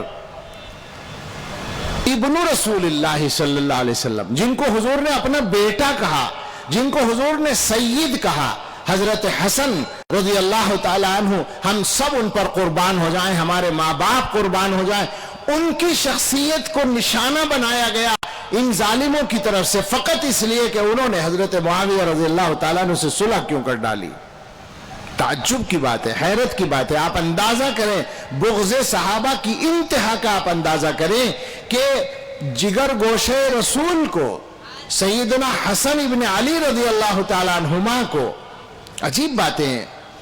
آپ سوچیں کہ یہ آل رسول اور اہل بیت کا نعرہ لگانے والے، اہل بیت کی محبت کے دعوے کرنے والے اپنی محبت میں سچے ہیں، اگر ان کو حضرت حسن رضی اللہ تعالیٰ عنہ کے فیصلے سے اختلاف ہے تو یہ سچے کیسے ہو سکتے ہیں؟ ان کے فیصلے پر اعتراض کر کے یہ اہل بیت کی محبت میں سچے کیسے ہو سکتے ہیں؟ بالکل جھوٹے لوگ ہیں. ان کے سامنے ہمیں کھول کر یہ بات کہنی ہے کہ سیدنا حسن ابن علی رضی اللہ تعالیٰ عنہما اللہ کے نبی صلی اللہ علیہ وسلم کی کہ جگر کا ٹکڑا ہے، اشبہ برسول اللہ صلی اللہ علیہ وسلم ہے. کیا شاندار محبوب شخصیت ہے ان کی. ان ظالموں نے تو ان کے کردار کو بھی مجروح کرنے کی کوشش کی ہے اور ان کے واقعات کو بگاڑ کر پیش کرنے کی کوشش کی ہے. کیسی شخصیت ہے. صدیق اکبر رضی اللہ تعالیٰ عنہ بیٹھے ہیں اور حضرت علی رضی اللہ عنہ بیٹھے ہیں اور وہاں حضرت حسن ہیں، تو صدیق اکبر مسکرا کر کہتے ہیں کہ یہ تو حضور سے مشابہ ہیں، جناب علی سے مشابہ نہیں ہے. حسن کی شکل تو رسول اللہ صلی اللہ علیہ وسلم سے ملتی ہے، ابا جان سے نہیں ملتی، حضرت علی رضی اللہ عنہ سے. اور اس بات پر حضرت علی رضی اللہ عنہ خوش ہو رہے ہیں اور ہنس رہے ہیں. ایسی مبارک شخصیت ہے کہ جن کو حضور نے چوما ہے، جن کے سر کو چوما ہے، جن کی پیشانی کو چوما ہے، جن کے رخساروں کو چوما ہے، جن کو گود میں بٹھا کر منبر پر خطبے دیے ہیں اللہ کے رسول صلی اللہ علیہ وسلم نے، اور جن کو چھوٹی سی عمر میں، چند سال کی عمر میں حضور علیہ الصلوۃ والسلام نے جن کو یہ سند دی ہے کہ نبنی ہادہ سید، یہ میرا بیٹا سردار ہے۔ جناب علی سید کہنے کا موقع اسی سردار کی برکت سے ملا ہے، یہ لفظ ہی ملا ہے ان کی برکت سے۔ جو اپنے آپ کو سادات سادات کہتے ہیں، منہ بھر بھر کہتے، تھکتے نہیں ہیں، ان کو پتا ہونا چاہیے کہ یہ لفظ سید بھی حضرت حسن کی برکت سے ملا ہے، اور ان کے لیے سید کا لفظ صلح کی برکت سے بولا گیا ہے۔ حضور علیہ الصلوۃ والسلام نے دونوں باتیں ایک ساتھ کہی ہیں کہ یہ میرا بیٹا سردار ہے، اور اللہ امید ہے کہ اس کے ذریعے سے مسلمانوں کے دو گروہ، مسلمانوں کے، ایک مسلمان اور ایک کافر نہیں، دو گروہ، دونوں مسلمان، یعنی گویا جماعت علی اور جماعت معاویہ رضی اللہ عنہما۔ بے شک ہمارا مذہب ہے، مسلک ہے، رائے ہے، نظریہ ہے، پختہ نظریہ ہے کہ وہاں حضرت معاویہ رضی اللہ عنہ اجتہادی غلطی پر ہیں، حضرت علی رضی اللہ عنہ صحیح رائے پر ہیں، لیکن من المسلمین دونوں جماعتیں مسلمانوں کی ہیں۔ ان دو جماعتوں کے درمیان اللہ اس بچے کے ذریعے صلح کرائے گا۔ یہ مقام ہے حضرت حسن رضی اللہ تعالیٰ عنہ کا۔ اور اگر کچھ لوگوں کو یہ خیال ہو کہ ہمیں اہل بیت کے سلسلے میں ہمارے دلوں میں ویسی محبت نہیں ہے، تو ہم سب کی طرف سے اعلان کرتے ہیں، یہ گناہگار بندہ، ادنا طالب علم، دارالعلوم دیوبند کا چھوٹا سا مدرس اور دارالعلوم دیوبند کو ماننے والی پوری جماعت دنیا بھر میں پھیلی ہوئی، اس فکر پر چلنے والی اور اس فکر سے متفق رہنے والی جماعت، ان سب کی طرف سے ہم اعلان کرتے ہیں کہ ہم اہل بیت کی محبت پر جیتے اور مرتے ہیں۔ ہم اہل بیت کی محبت کا، ان کی پاکیزگی کا، ان کی طہارت کا عقیدہ رکھتے ہیں۔ مجھے اچانک ابھی یاد آ گئے وہ الفاظ جو میں نے اپنے ایک بزرگ حضرت امام ربانی حضرت گنگوہی رحمۃ اللہ علیہ کے پوتے حضرت مولانا حکیم عبدالرشید محمود عرف حکیم ننو میاں رحمۃ اللہ علیہ سے سنے تھے۔ مجھے معلوم نہیں یہ بات کس کی، آج تک مجھے نہیں ملی، لیکن حکیم صاحب سے میں نے اب سے کوئی 45-40 سال پہلے یہ الفاظ سنے تھے۔ وہ فرماتے تھے کہ ہمارا عقیدہ ہے، یعنی علماء دیوبند کا، کہ اہل بیت اطہار، یعنی پاکیزہ اہل بیت اطہار سب کے سب نقی القلب، نقی الباطن، صفی الاخلاق، ذکی النسبہ، عالم نسب، راضی مرضی عند اللہ، محفوظ من اللہ تھے۔ یہ ہمارا عقیدہ ہے۔ ہم بالکل اس ذمہ دارانہ اسٹیج سے یہ اعلان کرتے ہیں کہ حضرت حسن رضی اللہ تعالیٰ عنہ ہمارے سر کا تاج ہے۔ ہمارا سر کیا حیثیت رکھتا ہے کہ وہ ہمارے سر کے تاج بنے؟ ہمیں تو ان کے قدموں کی دھول کو اپنے تاج میں رکھنے کا ہمارے بڑے سے بڑے آدمی کو موقع مل جائے تو اس کی سعادت کے لیے بہت ہے۔ اور جب یہ بات ہے تو حضرت حسن رضی اللہ تعالیٰ عنہ کی فضیلتیں دو ہیں، ایک یہ کہ وہ جسد رسول کا حصہ ہیں بالواسطہ، اور دوسرے یہ کہ وہ حضور علیہ الصلوۃ والسلام کی زیارت سے مشرف ہیں۔ تو جناب عالی یہ شرف تو حضرت معاویہ رضی اللہ تعالیٰ عنہ کو اور زیادہ مضبوطی کے ساتھ حاصل ہے کہ ان کو صحبت رسول صلی اللہ علیہ وسلم ملی ہے، انہیں کتابت کاتب رسول ہونے کا شرف حاصل ہوا ہے، اور کتابت وحی بھی ثابت ہے۔ بہت سارے محدثین نے اس کی صراحت کی ہے، اس پر باقاعدہ آج کل باتیں ہو رہی ہیں، ہر خوبی کو ان سے نفی کرنے کی کوشش ہو رہی ہے۔ بہرحال مجھے شاید اتنی بات بھی کرنا مناسب تھا یا نہیں، دیر ہو گئی، تقریباً آدھے گھنٹے کے قریب۔ میں معذرت کے ساتھ اپنی بات ختم کرتا ہوں۔ مجھے امید ہے کہ اور علماء نے اس موضوع پر سیر حاصل باتیں کی ہوں گی، اور مولانا یحییٰ صاحب کی بات مزید اطمینان و تشفی کا باعث ہوگی۔ اللہ تعالیٰ سے دعا کریں، اور صرف دعا ہی نہ کریں، دعا تو ہر وقت کرنے کی ضرورت ہے، لیکن دعا سے پہلے یہ دنیا دار الاسباب ہے، اسباب اختیار کرنے بھی ضروری ہوتے ہیں۔ اللہ سے دعا کریں ہدایت پر قائم رہنے کی، اللہ سے دعا کریں لوگوں کے گمراہی سے بچے رہنے کی، اور اس کے لیے اس اسباب کی دنیا میں جو محنت کر سکتے ہوں ہم سب اپنے اپنے حصے کا وہ کام ضرور کریں۔ اللہ ہمیں توفیق عطا فرمائے، اور اس کانفرنس کو اللہ تعالیٰ اس سلسلے میں بھی کوئی باقاعدہ اور بامقصد اور منظم کام شروع ہونے کا ذریعہ بنا دے۔ اللہ تعالیٰ اس کانفرنس کے منتظمین کو ہماری طرف سے جزائے خیر عطا فرمائے، اور اس کو اپنی بارگاہ میں قبول فرمائے۔ اور اللہ کی بارگاہ میں جب کوئی چیز قبول ہوتی ہے تو وہ نافع بن جاتی ہے، اللہ نافع بنا دے، اور ہم سب کی اور ہمارے نسلوں اور تمام مسلمانوں کی ہر گمراہی سے حفاظت فرمائے۔ آمین۔ وآخر دعوانا ان الحمدللہ رب العالمین۔ جزاک اللہ، بہت مفید اور قیمتی باتیں آپ کے سامنے آئیں۔ اب ہمارے آج کے آخری مہمان مقرر ہیں آپ سب نیت کریں کہ بیٹھیں گے اور دعا کے بعد جائیں گے. ہم گزارش کریں گے مفسر قرآن حضرت مولانا یحییٰ نعمانی دامت برکاتہم العالیہ سے کہ حضرت تشریف لائیں اور اپنے بیان سے ہم سامعین کو مستفیض فرمائیں.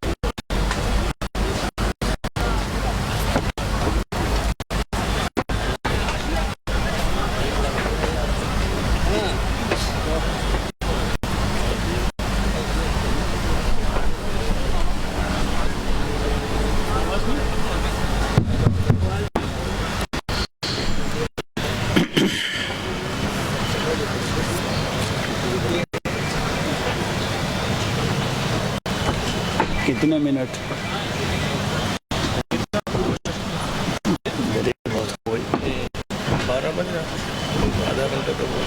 آدھا گھنٹہ نہیں مجھے بسم اللہ الرحمن الرحیم الحمد للہ والصلاة والسلام علی رسول اللہ وعلی آلہ وصحبہ ومن والاہ اما بعد فاعوذ باللہ من الشیطان الرجیم بسم اللہ الرحمن الرحیم وَكَذَلِكَ جَعَلْنَاكُمْ أُمَّةً وَسَطًا لِتَكُونُوا شُهَدَاءَ عَلَى النَّاسِ وَيَكُونَ الرَّسُولُ عَلَيْكُمْ شَهِيدًا. رات بہت ہو چکی ہے، اس لیے میری خواہش بھی ہے اور کوشش بھی کہ بہت مختصر وقت میں کچھ ضروری باتیں عرض کر کے خود بھی آپ سے رخصت لوں اور آپ حضرات بھی فرصت پائیں. اب تک بڑے اہل علم حضرات کی اس موضوع پر گفتگویں ہوئی ہیں. سب سے پہلی بات مجھے جو عرض کرنی ہے وہ یہ کہ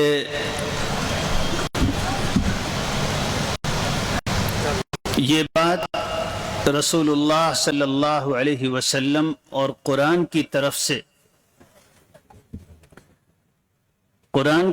سے اور رسول اللہ صلی اللہ علیہ وسلم کی طرف سے یہ بات واضح کر دی گئی تھی اور طے کر دی گئی تھی کہ اسلام کا مکمل اور سب سے مستند نمونہ صحابہ کرام ہیں. ہم لوگوں کو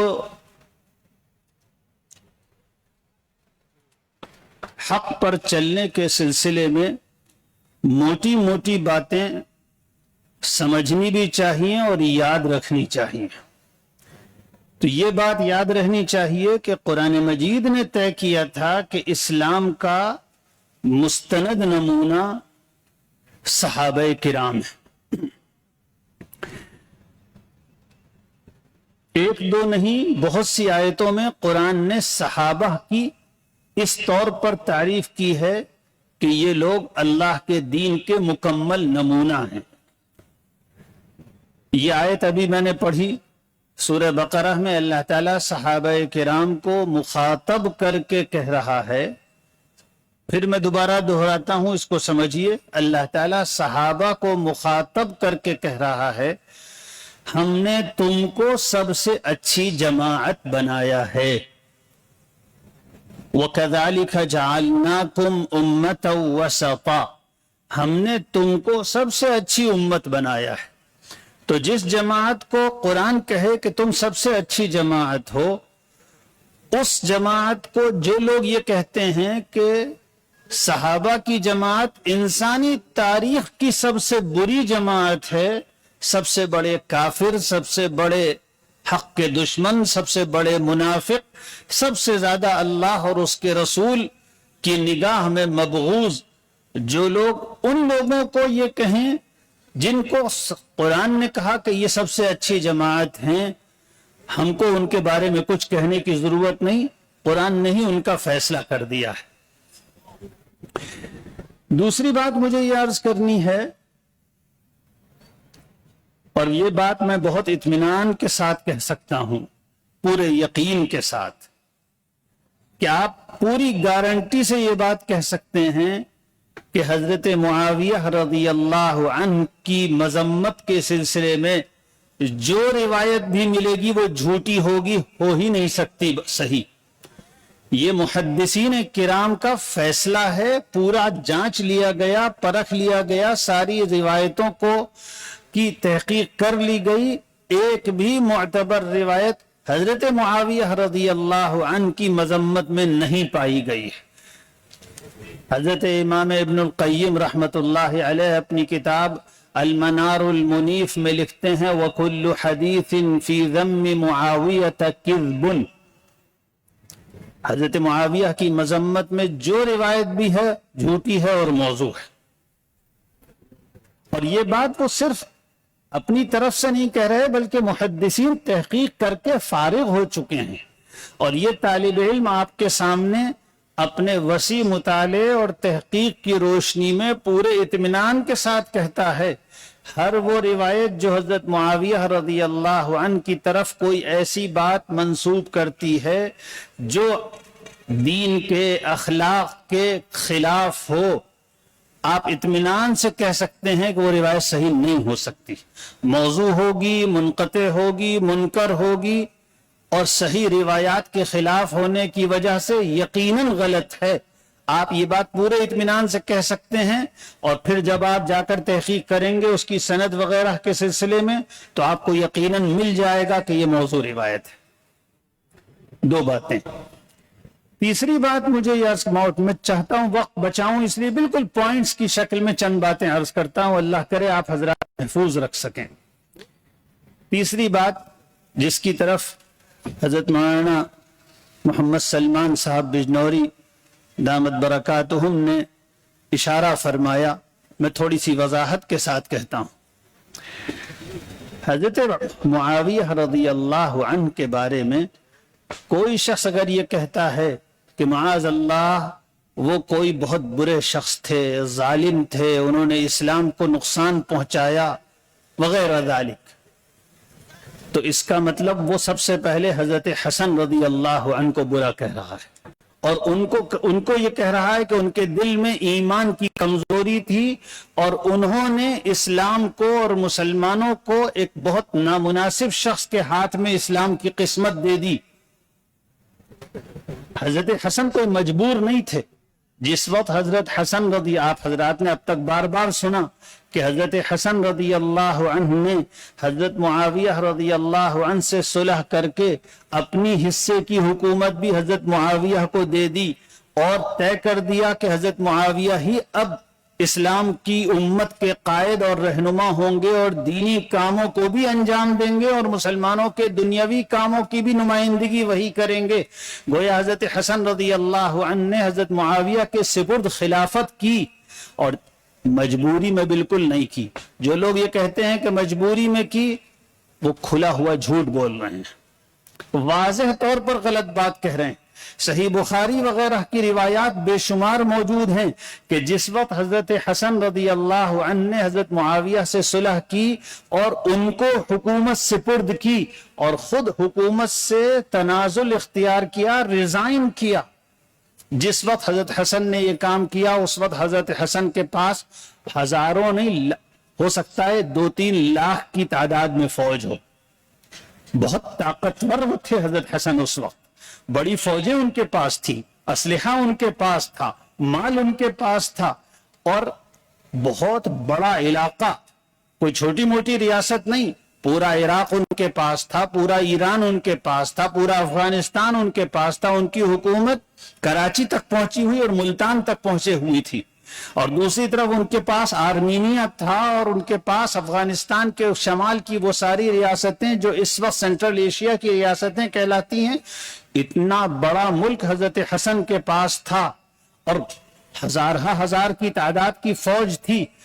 وہ چاہتے تو حضرت معاویہ سے جنگ کر سکتے تھے, لیکن انہوں نے یہ محسوس کیا کہ اللہ کے دین کی خیر خواہی اسی میں ہے, اور ان کے لیے آخرت کے لیے یہی بہتر ہے کہ حضرت معاویہ رضی اللہ عنہ کے حوالے کاروبار حکومت کر دیا جائے. تو اگر کوئی کہتا ہے کہ حضرت معاویہ رضی اللہ عنہ کوئی معاذ اللہ منافق شخص تھے یا ظالم تھے اور انہوں نے شریعت کا خون کیا اور اسلام کو نقصان پہنچایا, تو اس کے معاذ اللہ اس کے سب سے بڑے مجرم پھر حضرت حسن قرار پائیں گے. معاذ اللہ, ایسا ہرگز نہیں تھا. تو 3 باتیں ہوئی. یہ جو صلح حضرت حسن رضی اللہ عنہ نے حضرت معاویہ سے کی اور حضرت معاویہ کو حکومت سپرد کی, اس صلح کے بارے میں بخاری شریف کی صحیح روایت موجود ہے کہ رسول اللہ صلی اللہ علیہ وسلم نے اس وقت جب حضرت حسن رضی اللہ عنہ بالکل چھوٹے سے بچے تھے, اس وقت حضور صلی اللہ علیہ وسلم نے فرمایا تھا میرا یہ بیٹا بڑا خوش نصیب سردار ہے, اللہ تعالیٰ اس کے ذریعے سے مسلمانوں کے 2 عظیم گروہوں کے درمیان صلح کرائے گا. تو جس صلح کی مبارکباد رسول اللہ صلی اللہ علیہ وسلم نے دی, اور صحیح حدیث کے مطابق جس صلح کو حضور صلی اللہ علیہ وسلم نے پسند فرمایا, وہ یقیناً کسی منافق, کسی ظالم کے ساتھ صلح نہیں ہو سکتی, اللہ کے نہایت محبوب بندے کے ساتھ صلح ہوتی. 4 باتیں ہو گئیں. اس کے بعد اب میں کہتا ہوں کہ حضرت معاویہ رضی اللہ عنہ رسول اللہ صلی اللہ علیہ وسلم کے نہایت معتمد صحابی تھے. وہ حضور صلی اللہ مکے کے فتح ہونے سے 1 سال پہلے اسلام لائے, اور مکہ فتح ہونے کے بعد آپ نے اعلان فرما دیا کہ اب مکے سے کوئی مدینہ نہ آئے, ہجرت ختم ہو گئی, اب مکے کے لوگ مدینہ نہیں آئیں گے. لیکن حضرت معاویہ رضی اللہ عنہ کو حضور صلی اللہ علیہ وسلم اپنے ساتھ مدینہ لے گئے. کیوں لے کے گئے؟ اس لیے کہ اس نوجوان پر, حضرت معاویہ اس وقت نوجوان تھے 20-22 سال کے, اس لیے کہ اس نوجوان پر, اس کی صلاحیتوں پر, اس کی وفاداری پر, اور اس کے اندر جو سیاسی صلاحیتیں تھیں اور مستقبل میں اسلام کی جو خدمت اس کے ذریعے انجام پانے والی تھی, حضور اکرم صلی اللہ علیہ وسلم کی آنکھیں وہ سب دیکھ رہی تھی. اس لیے آپ تربیت کے لیے اور اپنے حکومتی کاموں میں مدد لینے کے لیے حضرت معاویہ کو مکے سے مدینے لے گئے. اور اس کے بعد فتح مکہ کے بعد 2 سال تک رسول اللہ صلی اللہ علیہ وسلم نے حضرت معاویہ کو اپنا خاص سیکریٹری بنا کر رکھا. بخاری اور مسلم کی صحیح روایتیں اس سلسلے میں موجود ہیں. تو جس شخص کو رسول اللہ صلی اللہ علیہ وسلم نے اپنا سیکریٹری رکھا ہو, اور جس کے ذریعے حضور صلی اللہ علیہ وسلم نے دوسری حکومتوں سے رابطے قائم کیے ہوں, اور بہت سی کانفیڈینشیل اور رازدارانہ راز کی باتوں کے سلسلے میں حضرت معاویہ کو امین سمجھا ہو, کیا وہ شخص معاذ اللہ ثم معاذ اللہ بے وفا ہو سکتا ہے؟ جو شخص حضرت معاویہ پر اعتراض کرتا ہے وہ رسول اللہ صلی اللہ علیہ وسلم کے انتخاب پر اعتراض کرتا ہے. اب اس کے بعد میں 2-4 باتیں خاص طور پر اس مجلس میں موجود کثیر تعداد میں علماء سے عرض کرنا چاہتا ہوں. میرے بھائیوں, میرے عزیزوں, میرے بزرگوں, اس زمانے میں کسی طے شدہ منصوبے کے تحت, جس کو ہم پورے طور پر نہیں جانتے, کسی طے شدہ منصوبے کے تحت جس کو ہم پورے طور پر نہیں جانتے, اور یہ بھی ہم پورے طور پر واقف نہیں کہ اس کی ڈوریں کہاں کہاں سے پہنچی ہوئی ہیں, لیکن یہ بات طے ہے کہ کسی طے شدہ منصوبے کے تحت اہل سنت کے اندر صحابہ کرام کی مخالفت اور ان سے بدظن کرنے والا مسلک بہت بڑی سرگرمی سے پھیلایا جا رہا ہے، بہت سرگرمی کے ساتھ، اور اس سلسلے میں دجل و فریب اور علمی خیانت اور جھوٹی روایتوں کو بہت کثرت سے استعمال کیا جا رہا ہے۔ اور عجیب و غریب بات یہ ہے کہ یہ شیعیت کے داعی اس ڈھٹائی کے ساتھ جھوٹ بولتے ہیں کہ حیرت ہوتی ہے۔ قسمیں کھا کر کہیں گے کہ یہ روایت صحیح ہے، اور جس جگہ وہ روایت لکھی ہوتی ہے اسی جگہ نیچے لکھا ہوتا ہے یہ روایت موضوع ہے۔ موضوع روایتوں کو صحیح کہہ کر بیان کیا جاتا ہے۔ حضرت معاویہ رضی اللہ عنہ، حضرت ابو بکر سے بدظن کیا جاتا ہے، حضرت حسن سے بدظن کیا جاتا ہے، حضرت عمر سے بدگمان کیا جاتا ہے، اور یہ دعویٰ کیا جاتا ہے کہ ان لوگوں نے خلافت غصب کر لی تھی۔ میں نوجوان علماء سے کہتا ہوں، جس زمانے میں یہ فتنہ اتنا پھیل رہا ہے، آپ یہ بتائیے کہ اس زمانے میں آپ کا کیا فرض بنتا ہے؟ اللہ کے ہاں مجھ سے اور آپ سے، میں خاص طور پر مساجد کے اماموں سے اور علماء سے درخواست کرتا ہوں، اپنی ذمہ داری محسوس کیجئے۔ مجھ سے اور آپ سے اللہ کے ہاں سوال کیا جائے گا کہ جس وقت گمراہی پھیلائی جا رہی تھی، رسول اللہ صلی اللہ علیہ وسلم کے دین کو نقصان پہنچایا جا رہا تھا، امت کے ناواقف عوام کو گمراہ کیا جا رہا تھا، آپ نے حق کو واضح کرنے اور باطل کی تردید کرنے کے سلسلے میں کیا کوششیں کی؟ میں آپ سے پوری ذمہ داری کے ساتھ کہہ رہا ہوں، بہت سے نوجوان لڑکے اور لڑکیاں باقاعدہ اہل سنت کے مسلک کو چھوڑ کر گمراہی کا مسلک اختیار کر رہے ہیں، باقاعدہ۔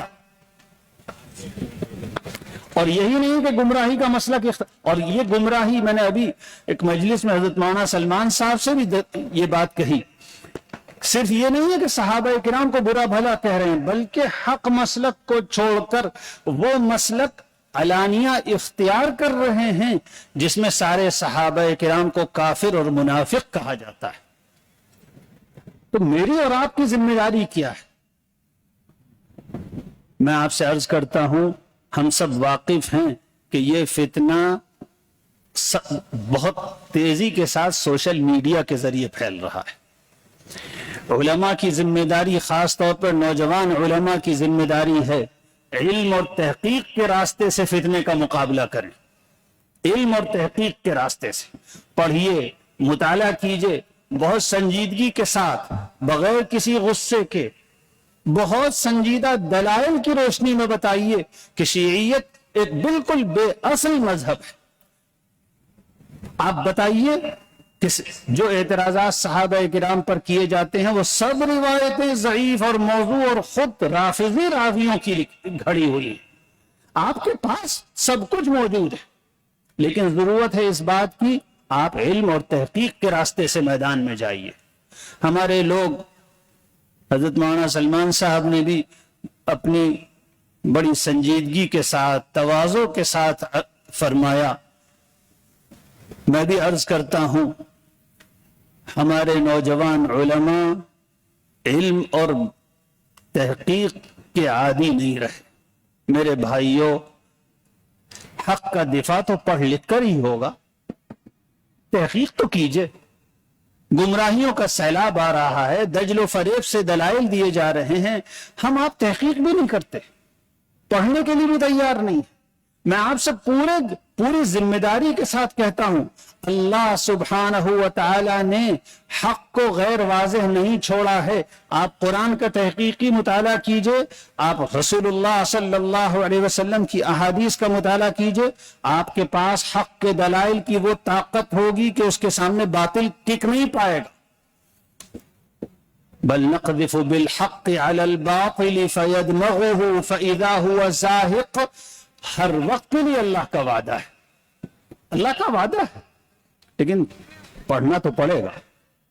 یہ جو محنت سے جی چورانے کی عادت پڑ گئی، اب کچھ عمر ہو گئی ہے تو مجھ کو صاف کہنے کی ہمت ہونے لگی، یہ جو نوجوان علماء کے اندر محنت سے جی چرانے کی عادت ہو گئی ہے، ہم پڑھیں گے نہیں ہمیں پکا پکایا پھل مل جائے، اس نے حق کو بہت کمزور کیا ہے، اس نے حق کو کمزور کیا۔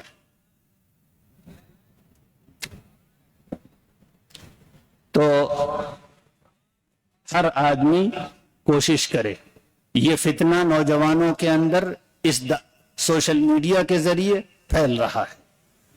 میں تو اب بوڑھا ہونے لگا تو میں زیادہ سوشل میڈیا کی میدان کا آدمی نہیں، فیملیئر نہیں، لیکن نوجوان علماء تو مجھ سے بہت زیادہ جانتے ہیں سوشل میڈیا پہ کیا چل رہا ہے اور کیا ہو رہا ہے۔ واقف رہیے، واقف رہیے، اور پھر کوشش کیجئے کہ مدلل بات کیجئے۔ اور ہاں، میں ایک بات ضرور عرض کروں، سنجیدگی سے بات کرنے کی عادت ڈالیے، غیر سنجیدہ انداز، بازاری انداز، سخت گفتگو، غیر مہذب الفاظ، یہ آپ کو بے اعتبار کرتے ہیں، ذلیل کرتے ہیں۔ عوام کی نگاہ میں آپ کو میں سوچ سمجھ کے لفظ بول رہا ہوں، عوام کی نگاہ میں ہم لوگوں کو ذلیل کرتی ہے ہماری بدزبانی۔ دنیا میں کون ہے جو بری زبان کو پسند کرتا ہے؟ کوئی شریف آدمی آپ کو آج تک ملا ہے جو بری زبان کو اور سخت کلامی کو پسند کرتا ہو؟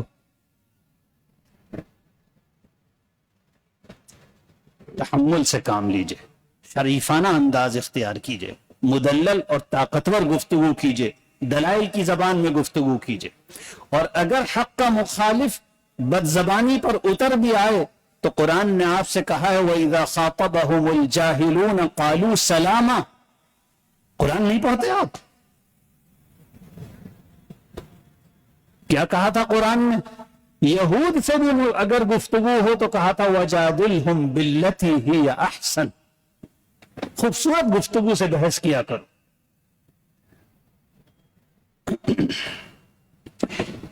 اس کے بعد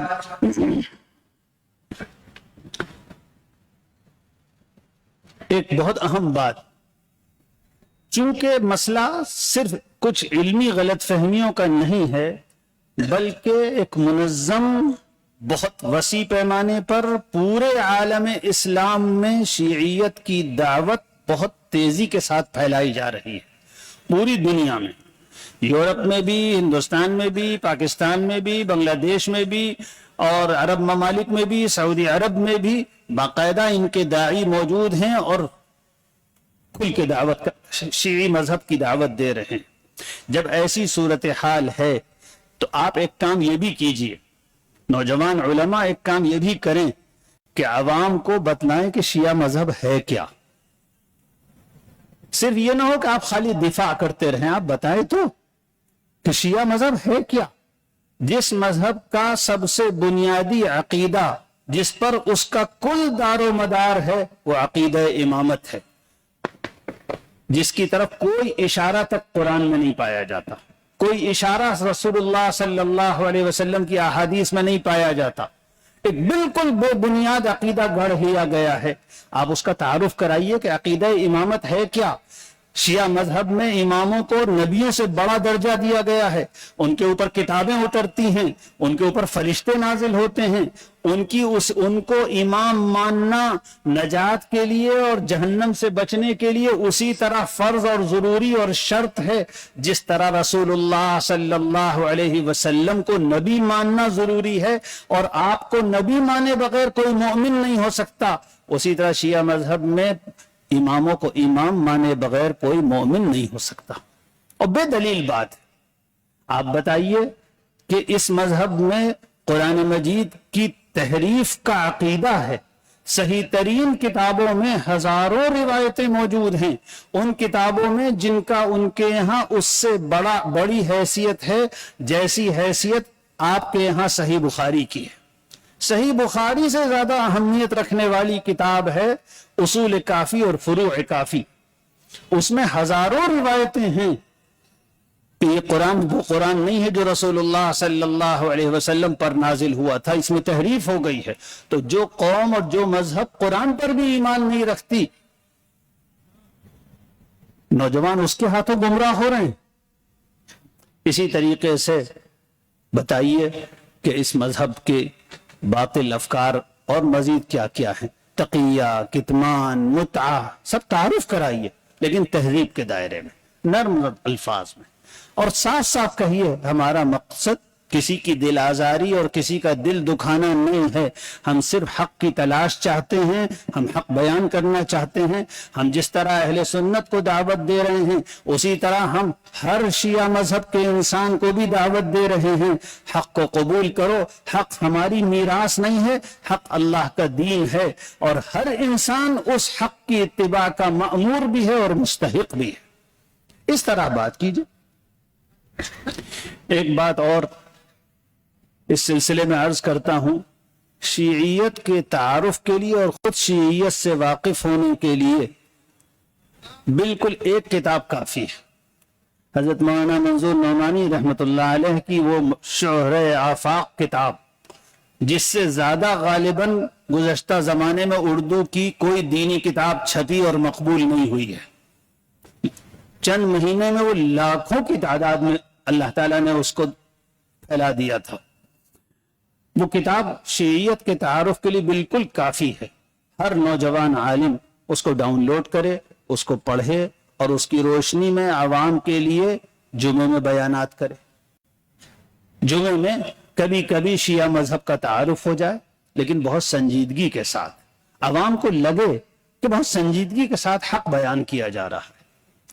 اسی طریقے سے جو علماء سوشل میڈیا پر کچھ کر سکتے ہوں وہ سوشل میڈیا پر حق کی دعوت لے کر ضرور جائیں، باقاعدہ لیکچرز تیار کریں، علمی طور پر بہترین مواد منتخب کریں، بہت اچھے انداز میں اس کو ترتیب دیں، اور اپنے کالج وغیرہ کے ساتھیوں اور خاص طور پر جدید تعلیم یافتہ دوستوں سے اس میں مدد لیں تاکہ ٹیکنیکلی وہ چیز ٹیکنالوجی کے اعتبار سے بھی بہت اونچی کوالٹی کی تیار ہو، اور پھر وہ آپ کے ویڈیوز یا آپ کے پروگرام یا آپ کے دروس عوام تک دور دور تک پہنچیں۔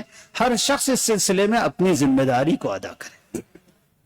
شیعہ مذہب کے تعارف کے سلسلے میں تو انشاءاللہ ایرانی انقلاب، خمینی اور شیعیت نامی کتاب بالکل کافی ہے۔ اسی طریقے سے حضرت معاویہ رضی اللہ عنہ پر اعتراضات، حضرت ابو بکر پر اعتراضات، حضرت عمر رضی اللہ عنہ پر، خلفائے راشدین پر اعتراضات، اس سلسلے میں الحمدللہ کوئی کسر نہیں چھوڑی ہے علماء نے، سارا کام ہو چکا ہے۔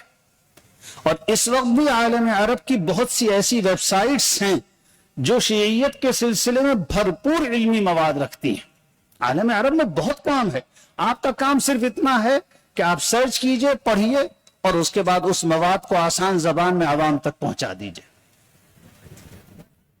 آخری بات اس سلسلے میں، چونکہ اس مجلس میں بہت بڑی تعداد میں علماء موجود ہیں، اس سلسلے میں آخری بات یہ بھی عرض کرنی ہے کہ مدارس میں شیعیت کے تعارف اور صحابہ کرام کے بارے میں شیعوں کے جھوٹے پروپیگنڈے کی تردید کے سلسلے میں موضوعوار سنجیدہ محاضرات اور لیکچرز کا اہتمام ہو اور طلبہ کو مطالعہ کرایا جائے۔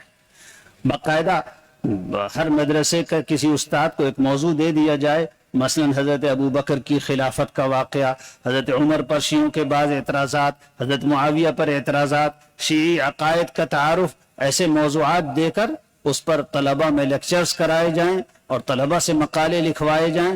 یہ اس زمانے کی ایک اہم ضرورت ہے۔ آخر میں پھر میں عرض کرتا ہوں، میرے حلقہ تعارف کے بعض نوجوان باقاعدہ اہل سنت کے مسلک کو چھوڑ کر دوسرے مسلک میں داخل ہو چکے ہیں۔ آپ دور دراز کی کیا باتیں کرتے ہیں؟ جو لوگ عوام سے جڑے ہوئے نہیں ہیں ان کو واقفیت کم ہے، جو جتنا زیادہ عوام سے جڑا ہوا ہے وہ اس فتنے کی خطرناکی اور اس وقت اس کی سرگرمی کے بارے میں اتنی زیادہ اطلاع اور خبر رکھتا ہے۔ اللہ تعالیٰ اس سلسلے میں ہمیں فکر مند ہونے اور عمل کرنے اور اپنی ذمہ داریاں محسوس کرنے کی توفیق عطا فرمائے۔ وآخر دعوانا ان الحمد للہ رب العالمین۔ جی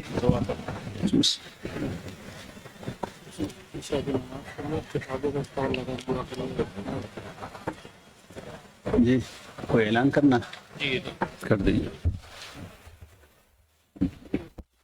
دو اعلان تھے، ایک تو نماز کا اعلان شروع میں کیا گیا تھا کہ پروگرام کے ختم ہونے کے بعد اسٹیج پر عشاء کی نماز جماعت سے ہوگی، تو جن حضرات نے نماز نہ ادا کی ہو وہ دعا کے بعد وضو کر لیں. سامنے ٹینکر کھڑا ہوا ہے اور اس کے بعد میں یہاں جماعت کی نماز ہوگی. دوسری بات یہ کہ گیٹ کے پاس اسٹال لگا ہوا ہے کتابوں کا اور پمفلیٹس کا, تو جائیں تو اس کو لے کر جائیں. باقی حضرت کی دعا ہوگی اور پروگرام اختتام ہوگا.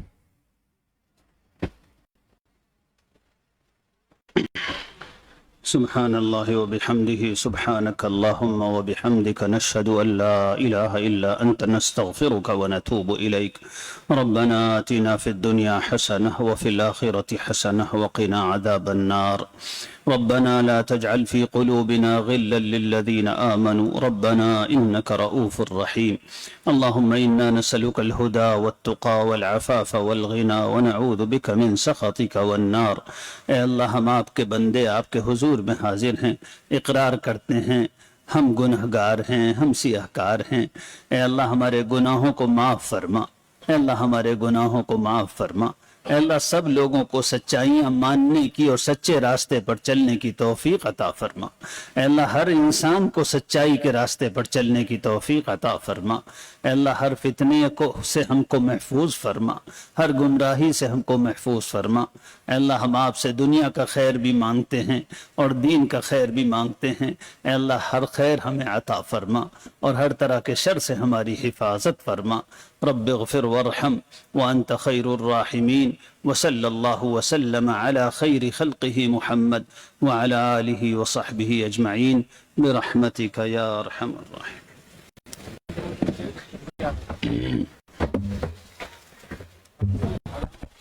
ہم سب سے پہلے شکریہ